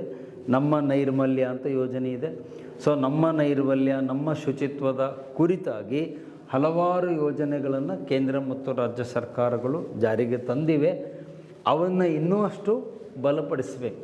ಈಗಿರೋದು ಸಾಲದು, ಈಗಿರೋದು ಸಾಕು ಅಂತ ನಾನು ಹೇಳಲ್ಲ. ಅದರಲ್ಲಿ ಇನ್ನೂ ಒಂದಷ್ಟು ಕೊರತೆಗಳು, ಲೋಪದೋಷಗಳಿವೆ. ಈ ಎಕ್ಸಿಸ್ಟಿಂಗ್ ಸ್ಕೀಮ್ಸನ್ನು ಇನ್ನಷ್ಟು ಇಂಪ್ರವೈಸ್ ಮಾಡಿ, ಎಕ್ಸ್ಪ್ಯಾಂಡ್ ಮಾಡಿ, ಯಾವುದೇ ರೀತಿಯ ರೋಗ ರುಜಿನಗಳಿಗೆ ಜನ ಬಲಿಯಾಗದಂತೆ ಮುಂಜಾಗ್ರತೆಯನ್ನು ಸರ್ಕಾರಗಳು ವಹಿಸಬೇಕು. ಒಂದು. ಇನ್ನು ಎರಡನೇದು ಸ್ಟ್ಯಾಂಡರ್ಡ್ ಆಫ್ ಲೈಫ್, ಬದುಕಿನ ಮಟ್ಟವನ್ನು ಎತ್ತರಿಸಬೇಕು. ಸ್ಟ್ಯಾಂಡರ್ಡ್ ಆಫ್ ಲಿವಿಂಗ್ ಬೇರೆ, ಸ್ಟ್ಯಾಂಡರ್ಡ್ ಆಫ್ ಲೈಫ್ ಬೇರೆ. ಲಿವಿಂಗ್ ಅಂದ್ರೇನು? ಹಣಕಾಸಿನ ದೃಷ್ಟಿಯಿಂದ ನಾನು ದುಡಿದಕ್ಕೆ ನನಗೆ ಎಷ್ಟು ಹಣ ಬರುತ್ತೆ, ಅದು ಸ್ಟ್ಯಾಂಡರ್ಡ್ ಆಫ್ ಲಿವಿಂಗ್. ಸೊ ಈಗ ನಾನು 2 ತಾಸು ದುಡಿದೆ ಸರ್, ನನಗೆ ಎಷ್ಟು ಕೊಡ್ತೀರಿ ಅಂತ ಕೇಳೋದು, ಅದು ಸ್ಟ್ಯಾಂಡರ್ಡ್ ಆಫ್ ಲಿವಿಂಗು. ಇಲ್ಲ, ಅದಲ್ಲ. ಅದು ಯಾವ ಆರ್ಟಿಕಲ್ನಲ್ಲಿ ಬರುತ್ತೆ? 41. ಆರ್ಟಿಕಲ್ 41ನಲ್ಲಿ ಹೇಳಿದ್ದೆ ಸ್ಟ್ಯಾಂಡರ್ಡ್ ಆಫ್ ಲಿವಿಂಗ್, ವೇಜಸ್ಸು, ದಿನಗೂಲಿ ಅಂತ. ಇಲ್ಲಿ ಟಾಪಿಕ್ ಅದಲ್ಲ. ಸ್ಟ್ಯಾಂಡರ್ಡ್ ಆಫ್ ಲೈಫ್ ಅಂದರೆ ನಮ್ಮ ಜೀವನದ ಮಟ್ಟವನ್ನು ಎತ್ತರಿಸಬೇಕು. ಕ್ವಾಲಿಟಿ ಆಫ್ ಲೈಫ್ ಅಂತಾರೆ. ನೀವು ಬೇಕಾದ್ರೆ ಆ ಶಬ್ದ ಬರ್ಕೊಳ್ಳಿ. ಸ್ಟ್ಯಾಂಡರ್ಡ್ ಅಂದರೂ ಒಂದೇ, ಅಲ್ಟರ್ನೇಟಿವ್ ಆಗಿ ಕ್ವಾಲಿಟಿ ಆಫ್ ಲೈಫ್, ಜೀವನದ ಗುಣಮಟ್ಟ ಏನಿದೆ ಅದು ಎತ್ತರಿಸಲ್ಪಡಬೇಕು. ಒಂದು ಉತ್ತಮವಾದ ಸಂತೋಷವಾದ ಬದುಕನ್ನು ಜನ ನಡೆಸಬೇಕು. ಒತ್ತಡರಹಿತವಾದ ಜೀವನ ನಡೆಸಬೇಕು. ಸುಖವಾದ ಶಾಂತಿಯಿಂದ ಕೂಡಿದ ಬದುಕನ್ನು ನಡೆಸಬೇಕು. ನೆಮ್ಮದಿಯ ಜೀವನವನ್ನು ಇವತ್ತು ನೋಡಿ, ಯಾರನ್ನೇ ನೀವು ಕೇಳಿ ಏನಪ್ಪ ಆರಾಮಿದ್ದೀರಾ, ನೆಮ್ಮದಿಯಿಂದ ಇದ್ದೀರಾ ಅಂತ ಕೇಳಿದರೆ ಯಾರೂ ನೆಮ್ಮದಿಯಿಂದ ಇದ್ದೀವಿ ಅಂತ ಹೇಳಲ್ಲ. ಅವ ಏನಾದ್ರು ಒಂದು ಪ್ರಾಬ್ಲಮ್ ಹೇಳ್ತಾನೆ. ಸರ ಹಂಗಾಗಿದ್ರಿ, ಹಿಂಗಾಗಿದ್ರಿ, ಟೆನ್ಷನ್ ಆಗಿದ್ರಿ, ರಾತ್ರಿ ಮಲಗಿದ್ರೆ ನಿದ್ದೆ ಬರಲ್ರಿ, ಊಟಕ್ಕೆ ಕೂತ್ಕೊಂಡ್ರೆ ಊಟ ಹೋಗಲ್ರಿ, ಊಟ ಮಾಡಿದ್ರೆ ಅರಗದಲ್ರಿ, ಒಂದು ದೊಡ್ಡ ಪುರಾಣ ಓದ್ತಾನೆ ನಿಮ್ಮ ಮುಂದೆ. ಯಾಕಂದರೆ ಇವತ್ತು ನಮ್ಮ ಬದುಕು ಯಾಂತ್ರಿಕವಾಗಿದೆ, ಮೆಕ್ಯಾನಿಕಲ್ ಆಗಿದೆ. ಭಾಳಷ್ಟು ಒತ್ತಡಗಳಿಗೆ ಒಳಪಟ್ಟು ನಾವೆಲ್ಲ ಬದುಕ್ತಾ ಇದ್ದೇವೆ. ಆ ಒತ್ತಡ ಮುಕ್ತವಾದ, ಶಾಂತಿಯುತವಾದ, ಸಂತೋಷದ ಜೀವನ ಏನಿದೆ ಅದು ಸ್ಟ್ಯಾಂಡರ್ಡ್ ಆಫ್ ಲೈಫ್. ಈ ಸ್ಟ್ಯಾಂಡರ್ಡ್ ಆಫ್ ಲೈಫ್ ಯಾವಾಗ ಬರುತ್ತೆ ಅಂದರೆ ಈ ಉಳಿದಿದ್ವೆಲ್ಲ ಇದ್ದಾಗ ಅದು ಬರುತ್ತೆ. It's A by product. Standard of life ಅನ್ನೋದು ಬೈ ಪ್ರಾಡಕ್ಟ್, ಅದು ಉಪ ಉತ್ಪನ್ನ, ಅದೇ ಮೇನ್ ಅಲ್ಲ. ಇವು ಉಳಿದಿದ್ವೆಲ್ಲ ಇದ್ದಾಗ ಆ ಸ್ಟ್ಯಾಂಡರ್ಡ್ ಆಫ್ ಲೈಫ್ ತಾನೇ ಬರುತ್ತೆ. ಅಂದರೆ ಒಳ್ಳೆಯ ಆರೋಗ್ಯ ಇದ್ದು, ಒಳ್ಳೆಯ ನೈರ್ಮಲ್ಯ ಇದ್ದು, ಮತ್ತು ನಿಮಗೆ ನ್ಯೂಟ್ರಿಷನ್, ಪೌಷ್ಟಿಕತೆ ನಮ್ಮಲ್ಲಿ ಎಲ್ಲ ಇದ್ದಾಗ ಇದು ಆಟೋಮೆಟಿಕಲಿ ಬರುತ್ತೆ. ಸೊ ಹಾಗಾಗಿ ಬರೀ ಇದು ಒಂದನ್ನೇ ನಾವು ತೆಗೆದುಕೊಳ್ಳೋಕ್ಕಾಗಲ್ಲ. ಇವೆಲ್ಲ ಆದಾಗ ಸ್ಟ್ಯಾಂಡರ್ಡ್ ಆಫ್ ಲೈಫ್ ಬರುತ್ತೆ, ತಾನಾಗಿ ಬರುತ್ತೆ ಅನ್ನೋದು. ಇನ್ನೊಂದು ಪಬ್ಲಿಕ್ ನ್ಯೂಟ್ರಿಷನ್ ಅಂತ ಅದೇ ಆರ್ಟಿಕಲ್ನಲ್ಲಿ ಬರುತ್ತೆ. ಪೌಷ್ಟಿಕತೆ, ಪೌಷ್ಟಿಕ ಆಹಾರವನ್ನು ಜನರಿಗೆ ತಲುಪಿಸುವಂಥ ಕೆಲಸ ಆಗಬೇಕು. ಪೌಷ್ಟಿಕತೆಯ ಮಟ್ಟವನ್ನು ನಾವು ದೇಶದಲ್ಲಿ ಹೆಚ್ಚಿಸಬೇಕು. Increasing the level of nutrition. ಇವತ್ತು ನಮ್ಮ ದೇಶದ ಜನ ಯಾಕೆ ಬಹಳ ಜನ ಕಾಯಿಲೆ ಬೀಳ್ತಿದ್ದಾರೆ ಅಂತಂದರೆ ನಾವು ಸೇವಿಸುವ ಆಹಾರದಲ್ಲಿ ಪೋಷಕಾಂಶಗಳಿಲ್ಲ. ವಿಟಮಿನ್ಗಳು, ಮಿನರಲ್ಗಳು, ಕಾರ್ಬೋಹೈಡ್ರೇಟ್ಗಳು, ಆನಂತರ ನಿಮ್ಮ ಮಿನರಲ್ಸ್, ಖನಿಜಾಂಶಗಳು, ಲವಣಾಂಶಗಳು, ಸಾಲ್ಟ್ಗಳು, ಅವು ಯಾವುವು ನಮ್ಮ ಪ್ರೋಟೀನ್ಸ್ಗಳು, ಅವು ನಮ್ಮ ಫುಡ್ಡಲ್ಲಿ ಸಿಗ್ತಾ ಇಲ್ಲ. ಇವತ್ತು ನಾವೇನು ಆಹಾರ ತೊಗೊಳ್ತಾ ಇದ್ದೀವಿ ಅದಕ್ಕೆ ಜಂಕ್ ಫುಡ್ ಅಂತಾರೆ. ಜಂಕ್ ಫುಡ್ ಅಂದರೆ ಗೊತ್ತಲ್ಲ, ರಸ್ತೆಯ ಬದಿಯಲ್ಲಿ ತಿನ್ನುವ ನೀವು ಫುಡ್ ಏನಿದೆ, ಮತ್ತೇನಪ್ಪ ಇದಕ್ಕೂ ಮಾಸ್ಟ್ರು ಬೈದರು ಅಂತ ನಾನು ಬೈಕೋಬೇಡ್ರಿ. ನಿಮಗದು ಭಾಳ ಫೇವ್ರೇಟ್ ಇರ್ಬೋದು. ಭಾಳ ಜನ ಕ್ಲಾಸ್ ಬಿಟ್ಟುಗಳು ಓಡೋಗಿ ಬೇಲ್ಪುರಿನೋ ಪಾನಿಪುರಿನೋ ಆ ಚರಂಡಿ ದಂಡೆಗೆ, ರಸ್ತೆ ದಂಡೆಗೆ ಮಾಡ್ತಿರ್ತಾನಲ್ಲ, ಅಲ್ಲಿ ಭಾಳ ಇಷ್ಟಪಟ್ಕೊಂಡು ನೀವು ತಿಂತೀರಿ. ಬಟ್ ಅದು ಜಂಕ್ ಫುಡ್ಡು, ತಿನ್ನಬೇಡಿ. ರೋಗ ಕಾಯಿಲೆಗಳು ಬರೋದೇ ಅದರಿಂದ. ಅವನು ಯಾವ ನೀರು ಬಳಸಿರ್ತಾನೋ, ಯಾವ ಇದರಿಂದ ಮಾಡಿರ್ತಾನೋ ಗೊತ್ತಿರಲ್ಲ. ನೀವು 1 ವಾರ ತಿಂದು ನೋಡ್ರಿ, ಕಾಯಿಲೆ ಬರೋದು ಗ್ಯಾರಂಟಿ, ಹಾಸಿಗೆ ಹಿಡಿಯೋದು ಗ್ಯಾರಂಟಿ. ಸೊ ಅಂಥದ್ರಿಂದ ನಮಗೆ ಪೌಷ್ಟಿಕತೆ ಬರಲ್ಲ. ಪೌಷ್ಟಿಕತೆ ಯಾವುದರಿಂದ ಬರುತ್ತೆ? ಒಳ್ಳೆಯ ಆಹಾರ, ದ್ವಿದಳ ಧಾನ್ಯಗಳು, ಸಿರಿಯಲ್ಸು, ಪಲ್ಸಸ್ಸು, ಆಮೇಲೆ ಈಗ ಮಿಲೆಟ್ಸ್ ಅಂತ ಬಂದಿದೆ. ಈಗ ಸರ್ಕಾರ ಮೋದಿಯವರು ಬಂದ ಮೇಲೆ ಅದಕ್ಕೆ ಒತ್ತು ಭಾಳ ಕೊಡ್ತಿದ್ದಾರೆ. ಸಿರಿಧಾನ್ಯ ಅಂತಾರೆ. ಸಿರಿಧಾನ್ಯ ಅಂದರೆ ನವಣೆ, ಸಜ್ಜೆ, ಬಾರ್ಲಿ, ರಾಗಿ, ಇವುಗಳನ್ನು ಜಾಸ್ತಿ ಊಟದಲ್ಲಿ ಬಳಸಬೇಕು. ಅವಕ್ಕೆ ಮಿಲೆಟ್ಸ್ ಅಂತಾರೆ. ಸಿರಿಧಾನ್ಯ, ಸಿರಿ ಯೋಜನೆ ಅಂತಲೇ, ಸಿರಿ ಅಂತಲೇ ಒಂದು ಕಾರ್ಯಕ್ರಮವನ್ನು ಇತ್ತೀಚೆಗೆ ಪ್ರಧಾನಮಂತ್ರಿಗಳು ಉದ್ಘಾಟನೆ ಮಾಡಿದರು. ನಾವು ಸಿರಿಧಾನ್ಯಗಳನ್ನು ಆಹಾರದಲ್ಲಿ ಹೆಚ್ಚು ಬಳಸಬೇಕು. ಒಂದು ಕಾಲದಲ್ಲೆಲ್ಲ ಯಾರ ಮನೆಯಲ್ಲಾದರೂ ರಾಗಿ ತಿಂತಾರೆ, ನವಣೆ ತಿಂತಾರೆ ಅಂದರೆ ಅಯ್ಯೋ ಪಾಪ ಅವರು ಬಡವರು, ದುಡ್ಡಿಲ್ಲ, ಅದಕ್ಕೆ ನವಣೆ ತಿಂತಾರೆ ಅಂತ ಅಂತಿದ್ರು. ಆದರೆ ಈಗ ಕಾಲ ಬದಲಾಗಿದೆ. ಇವತ್ತು ನವಣೆ ತಿನ್ನುವವನೇ ಶ್ರೀಮಂತ, ರಾಗಿ ತಿನ್ನುವವನೇ ಶ್ರೀಮಂತ. ಸೊ ಹಾಗಾಗಿ ನಮ್ಮ ಆಹಾರದಲ್ಲಿ ಪೌಷ್ಟಿಕತೆ ಇರಬೇಕು. ಮತ್ತು ಜಾಸ್ತಿ ತರಕಾರಿಗಳನ್ನು ತಿನ್ನಬೇಕು. ಒಳ್ಳೆಯ ತರಕಾರಿಗಳನ್ನು ಜನರಿಗೆ ಕೊಡುವ ವ್ಯವಸ್ಥೆ ಆಗಬೇಕು. ಆಮೇಲೆ ಹಣ್ಣು ಹಂಪಲುಗಳನ್ನು ನಾವು ಜಾಸ್ತಿ ಬೆಳಿಬೇಕು. ಫ್ರೂಟ್ಸ್ ಆ್ಯಂಡ್ ವೆಜಿಟೇಬಲ್ಸ್ ಅಂತೀವಿ, ಅವು ನಮ್ಮ ಆಹಾರದಲ್ಲಿ ಜಾಸ್ತಿ ಬರಬೇಕು. ಪೌಷ್ಟಿಕತೆ ಎಲ್ಲಿಂದ ಬರುತ್ತೆ ಅಂದರೆ ಇವುಗಳಿಂದ. ಹಸಿರು ತರಕಾರಿಗಳು, ಅದು ಸೊಪ್ಪು ಇರ್ಬೋದು, ಬೇರೆ ಕಾಯಿ ಪಲ್ಯ ಇರ್ಬೋದು, ಮತ್ತು ಹಣ್ಣು ಹಂಪಲುಗಳೇನಿವೆ ಅವುಗಳನ್ನ ಯಥೇಚ್ಛವಾಗಿ ನಾವು ತಿನ್ನಬೇಕು. ಸಿರಿಧಾನ್ಯಗಳನ್ನು ಹೆಚ್ಚಾಗಿ ಬಳಸಬೇಕು. ಎಲ್ಲಕ್ಕಿಂತ ಮುಖ್ಯವಾಗಿ ಸಾವಯವ ಆಹಾರ. ಈಗಿನ ಕಾಲದಲ್ಲಿ ಅದಕ್ಕೆ ಬಹಳ ಇಂಪಾರ್ಟೆನ್ಸ್ ಬರ್ತಾ ಇದೆ. ನೀವೆಲ್ಲ ಅದನ್ನು ಸೈನ್ಸಲ್ಲಿ ಓದಿರ್ತೀರಿ. ನಾನು ಹೆಚ್ಚು ಈಗ ಅದ್ರ ಬಗ್ಗೆ ಮಾತಾಡ್ಲಿಕ್ಕೆ ಹೋಗಲ್ಲ. ಆರ್ಗ್ಯಾನಿಕ್ ಫುಡ್ ಅಂತಾರೆ, ಕೇಳಿರ?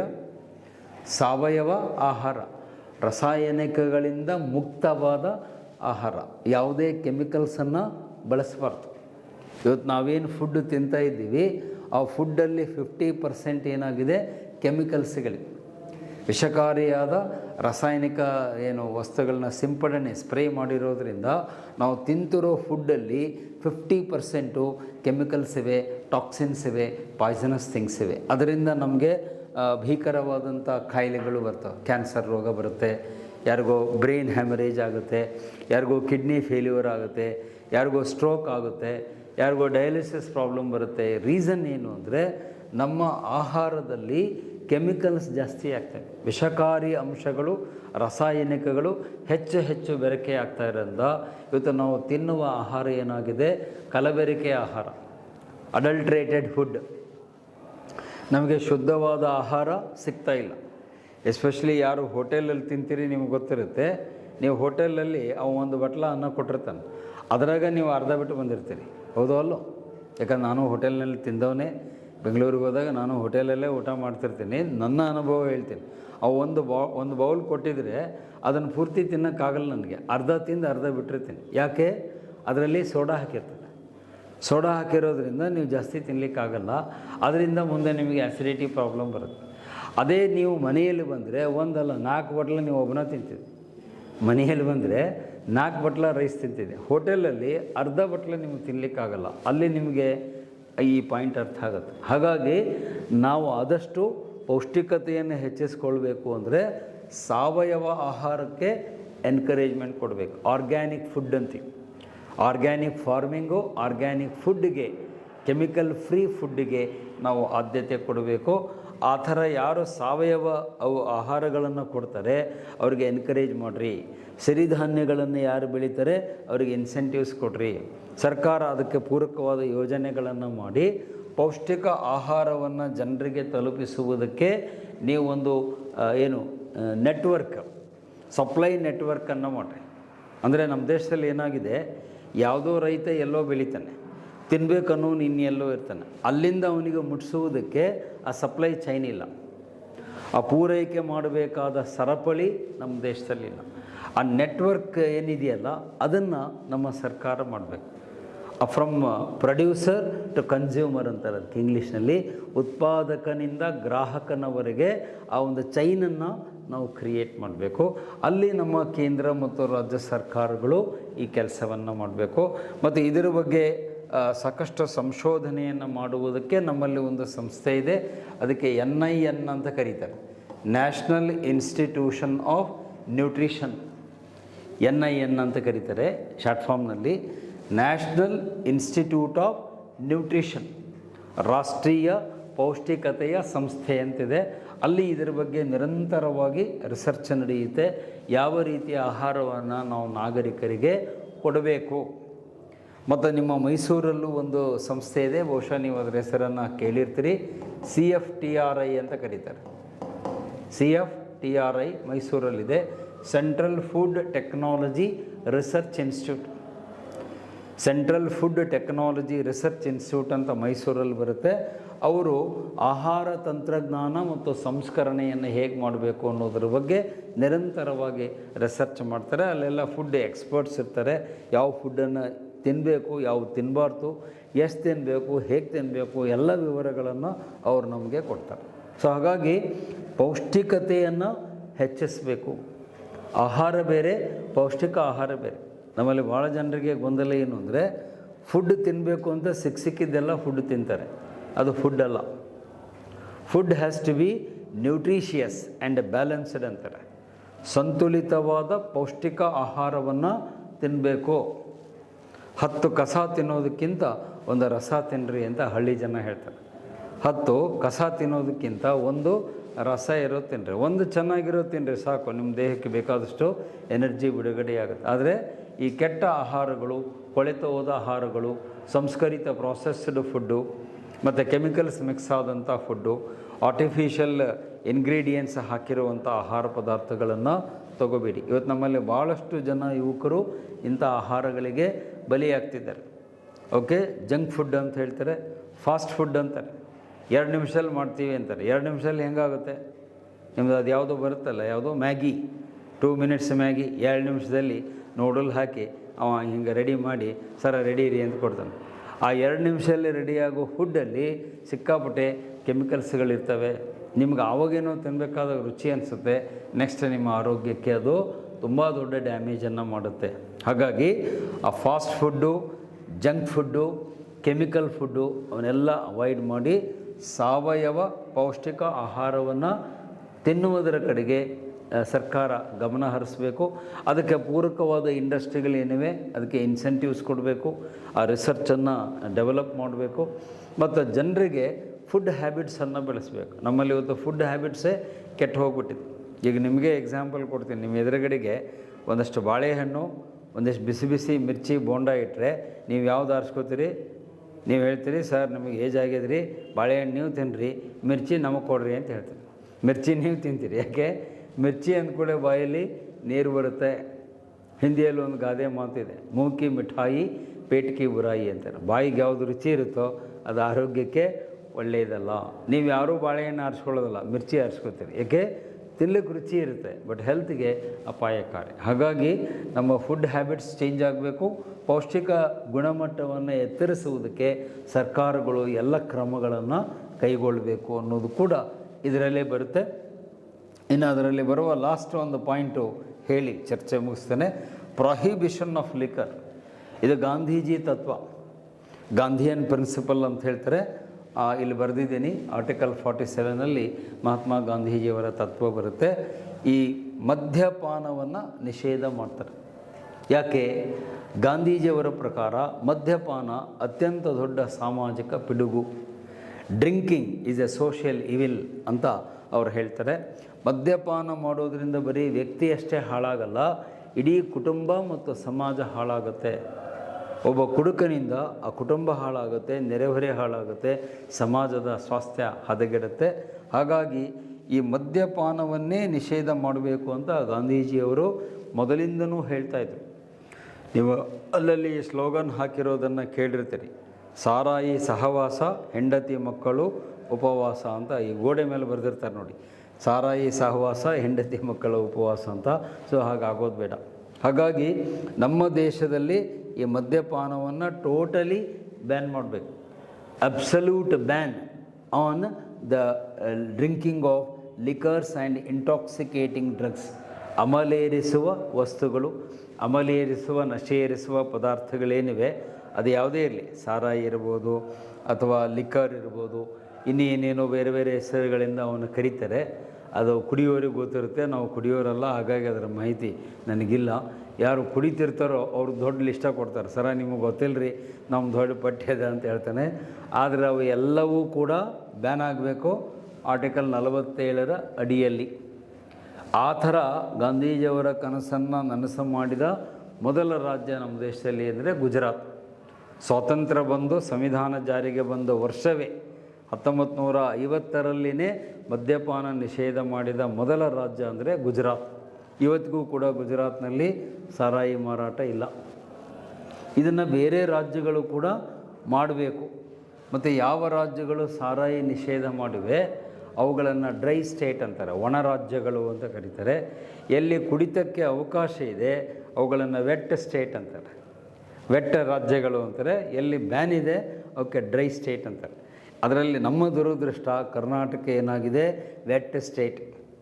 ನಾವು ಇನ್ನೂ ಡ್ರೈ ಸ್ಟೇಟ್ ಆಗಿಲ್ಲ, ಆಗೋ ಲಕ್ಷಣವೂ ನಮಗೆ ಕಾಣ್ತಾ ಇಲ್ಲ. ಹೆಜ್ಜೆ ಹೆಜ್ಜೆಗೆ ನೀವೇನು ನೋಡ್ತೀರಿ, ಬಾರ್ಗಳನ್ನು, ರೆಸ್ಟೋರೆಂಟ್ಗಳನ್ನು ನೋಡ್ತೀರಿ, ಹೆಜ್ಜೆ ಹೆಜ್ಜೆಗೆ ಸಾರಾಯಿ ಮಾರಾಟವನ್ನು ನೋಡ್ತೇವೆ. ಇದು ಒಳ್ಳೆಯದಲ್ಲ.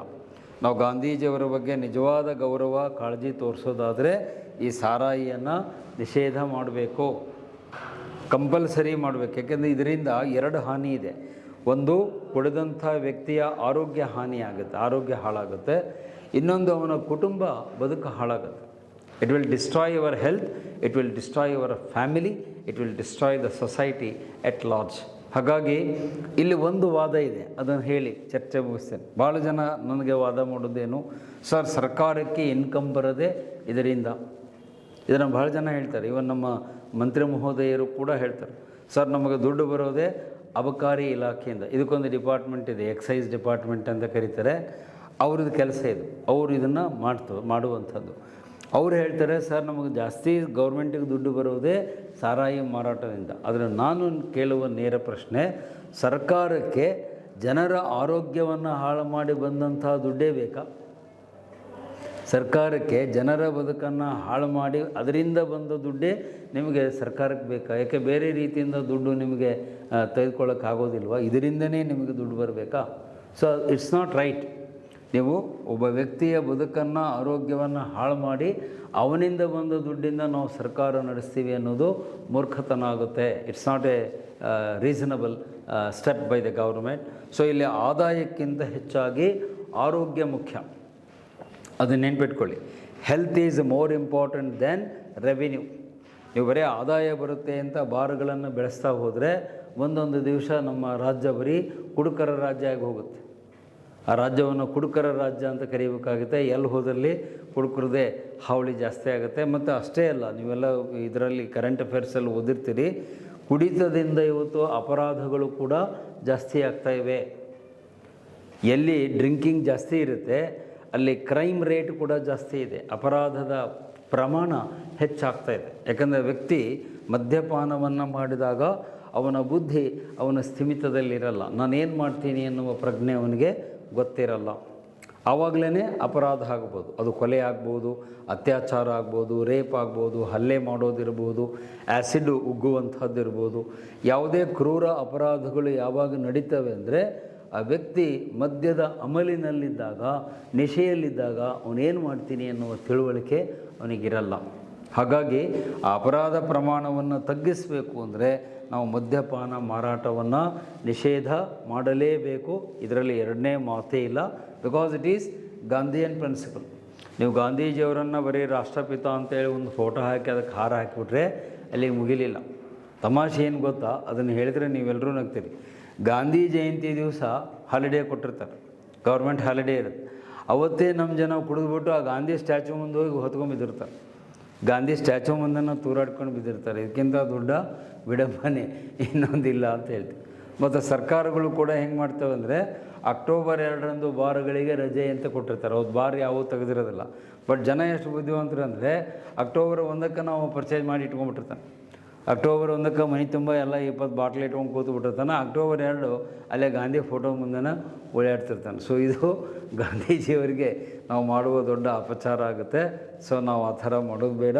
ಮುಖ್ಯವಾಗಿ ಸರ್ಕಾರಗಳು ಇಲ್ಲಿರೋ ನಾವು ಹೇಳ್ತಿರೋದು ಸರ್ಕಾರಕ್ಕೆ, ನೀವು ಆರ್ಟಿಕಲ್ 47 ಬಗ್ಗೆ ಬದ್ಧತೆ ಇದ್ದರೆ, ಗಾಂಧೀಜಿಯವರ ಬಗ್ಗೆ ನಿಮಗೆ ನಿಜವಾದ ನಿಷ್ಠೆ ಮತ್ತು ಗೌರವ ಇದ್ದರೆ, ಪ್ಲೀಸ್ ಪ್ರೊಹಿಬಿಟ್ ಡ್ರಿಂಕಿಂಗ್. ಈ ಮದ್ಯಪಾನವನ್ನು ಕಡ್ಡಾಯವಾಗಿ ನಿಷೇಧ ಮಾಡಲೇಬೇಕು. ಇಲ್ಲಿ ನೀವು ಯಾವುದೇ ನೆಪ ಹೇಳುವಂಗಿಲ್ಲ. ಇನ್ಕಮ್ ಬರುತ್ತೆ, ದುಡ್ಡು ಬರುತ್ತೆ, ನೀವು ದುಡ್ಡನ್ನು ಬೇರೆ ರೀತಿಯಲ್ಲಿ ಮಾಡ್ಕೊಳ್ಳಿ. ದುಡ್ಡು ಬರೋದಕ್ಕೆ ಬೇರೆ ಮಾರ್ಗಗಳಿವೆ, ಬೇರೆ ಕಡೆ ಟ್ಯಾಕ್ಸ್ ಹಾಕಿ ಕಲೆಕ್ಟ್ ಮಾಡಿ. ಆದರೆ ಈ ಬಾರ್ಗಳ ಮೂಲಕ, ಲಿಕ್ಕರ್ ಮಾರಾಟದ ಮೂಲಕ ದುಡ್ಡು ಮಾಡ್ತೀವಿ ಅನ್ನೋದು ಇದು ಅನೈತಿಕವೂ ಹೌದು, ಅಕ್ಷಮ್ಯವೂ ಹೌದು. It is illegal, it is immoral and it is unethical. ಆ ಥರ ಬರೋ ದುಡ್ಡು ನಮಗೆ ಬೇಕಿಲ್ಲ. ಮತ್ತು ಗಾಂಧೀಜಿಯವರು ಪದೇ ಪದೇ ಹೇಳ್ತಾ ಇದ್ದರು, ಆರೋಗ್ಯಕ್ಕಿಂತ ನಮಗೆ ಆರೋಗ್ಯ ಮುಖ್ಯವೇ ಹೊರತು ಆದಾಯ ಮುಖ್ಯ ಅಲ್ಲ. Health is important, not the revenue. Tax ಬೇಕಾದ್ರೆ ಕಡಿಮೆ ಬರಲಿ, ತೊಂದರೆ ಇಲ್ಲ, ಬೇರೆ ಎಲ್ಲಾದರೂ ಅದು ಹೊಂದಾಣಿಕೆ ಮಾಡ್ಬೋದು. ಆದರೆ ಜನರ ಆರೋಗ್ಯವೇ ಹಾಳಾದರೆ ನೀವು ಮುಂದೆ ಏನು ಮಾಡೋರು? ನಿಮ್ಮ ದೇಶದ ಆಸ್ತಿ ಜನರು. ಆ ಜನರೇ ಕುಡುಕರಾಗಿಬಿಟ್ರೆ ನೀವು ಒಂದು ಹೊಸ ದೇಶವನ್ನು, ನವಭಾರತವನ್ನು ಹೇಗೆ ನಿರ್ಮಾಣ ಮಾಡ್ತೀರಿ? ಸಾಧ್ಯ ಇಲ್ಲ. ಆದ್ದರಿಂದ ಇದನ್ನು ಮಾತ್ರ ಆರ್ಟಿಕಲ್ 47 ಗಾಂಧಿಯನ್ ಪ್ರಿನ್ಸಿಪಲ್ ಅಂತ ಹೇಳ್ತಾರೆ. ಈ ಪ್ರಾಹಿಬಿಷನ್ ಲಿಕ್ಕರನ್ನು ನಾವು ಮಾಡಬೇಕು. ಈಗ ಆಲ್ರೆಡಿ 10 ರಾಜ್ಯಗಳು ನಮ್ಮ ದೇಶದಲ್ಲಿ ಮಾಡಿದ್ದಾರೆ. ರೀಸೆಂಟ್ಲಿ ಇದನ್ನು ಜಾರಿಗೆ ತಂದಂಥ ರಾಜ್ಯ ನಿಮ್ಮ ಬಿಹಾರದಲ್ಲಿ ಕೂಡ ಪ್ರಾಹಿಬಿಷನ್ ಆಫ್ ಲಿಕ್ಕರ್ ಮಾಡಿದ್ದಾರೆ. ಬಟ್ ನಮ್ಮ ರಾಜ್ಯ ಮಾಡಬೇಕಾಗಿತ್ತು, ಇನ್ನುವರೆಗೆ ಮಾಡಿಲ್ಲ. ಆದಷ್ಟು ಬೇಗ ನಮ್ಮ ಕರ್ನಾಟಕ ರಾಜ್ಯವು ಕೂಡ ಒಂದು ಡ್ರೈ ಸ್ಟೇಟ್ ಆಗಬೇಕು. ಅದು ಒಂದು ಕುಡುಕರ ರಾಜ್ಯ ಆಗೋದು ಬೇಡ, ಇದೊಂದು ಡ್ರೈ ಸ್ಟೇಟ್ ಆದರೆ ನಾವು ನಿಜವಾಗ್ಲೂ ಗಾಂಧೀಜಿಯವರಿಗೆ ಗೌರವ ತೋರಿಸ್ತಿದ್ದೀವಿ ಅಂತ ಹೇಳ್ಬೋದು. ಇಲ್ಲದೆ ಹೋದರೆ ನಮ್ಮ ಜನರ ಆರೋಗ್ಯವೂ ಹಾಳಾಗುತ್ತೆ ಕುಟುಂಬ ಬದುಕು ಹಾಳಾಗುತ್ತೆ, ಕ್ರೈಮ್ ರೇಟ್ ಅಪರಾಧದ ಪ್ರಮಾಣ ರಾಜ್ಯದಲ್ಲಿ ಹೆಚ್ಚುತ್ತೆ ಎನ್ನುವುದರಲ್ಲಿ ಯಾವುದೇ ಸಂಶಯ ಇಲ್ಲ. ಸೊ ಹೀಗೆ ಈ 45, 46 ಮತ್ತು 47 3 DPSPಗಳ ಬಗ್ಗೆ ಇವತ್ತು ಚರ್ಚೆ ಮಾಡಿದ್ದೀವಿ. ಅಲ್ಲಿಗೆ ಚರ್ಚೆಯನ್ನು ನಿಲ್ಲಿಸ್ತೇನೆ. ನಾಳಿನ ಸಂಚಿಕೆಯಲ್ಲಿ ಇನ್ನೂ 3 ಆರ್ಟಿಕಲ್ಗಳನ್ನು ಚರ್ಚೆ ಮಾಡ್ತೀನಿ. 48, 49, 50 ಇನ್ನೂ 3 ಆರ್ಟಿಕಲ್ಗಳಿವೆ. ಕೊನೆಯದು ಯಾಕೆ ನಾನು ಹೇಳಿಲ್ಲ ಅಂದರೆ ಅದು ಅಂತಾರಾಷ್ಟ್ರೀಯ ಸಂಬಂಧಕ್ಕೆ ಸಂಬಂಧಪಟ್ಟಿರೋದ್ರಿಂದ ಸಪ್ರೇಟಾಗಿ ಹೇಳ್ತೀನಿ. ಸೊ 48, 49, 50 ಇವು 3ರ ಚರ್ಚೆಯನ್ನು ಮುಂದಿನ ಸಂಚಿಕೆಯಲ್ಲಿ ನಿಮಗೆ ಮಾಡ್ತೀನಿ. Thank you.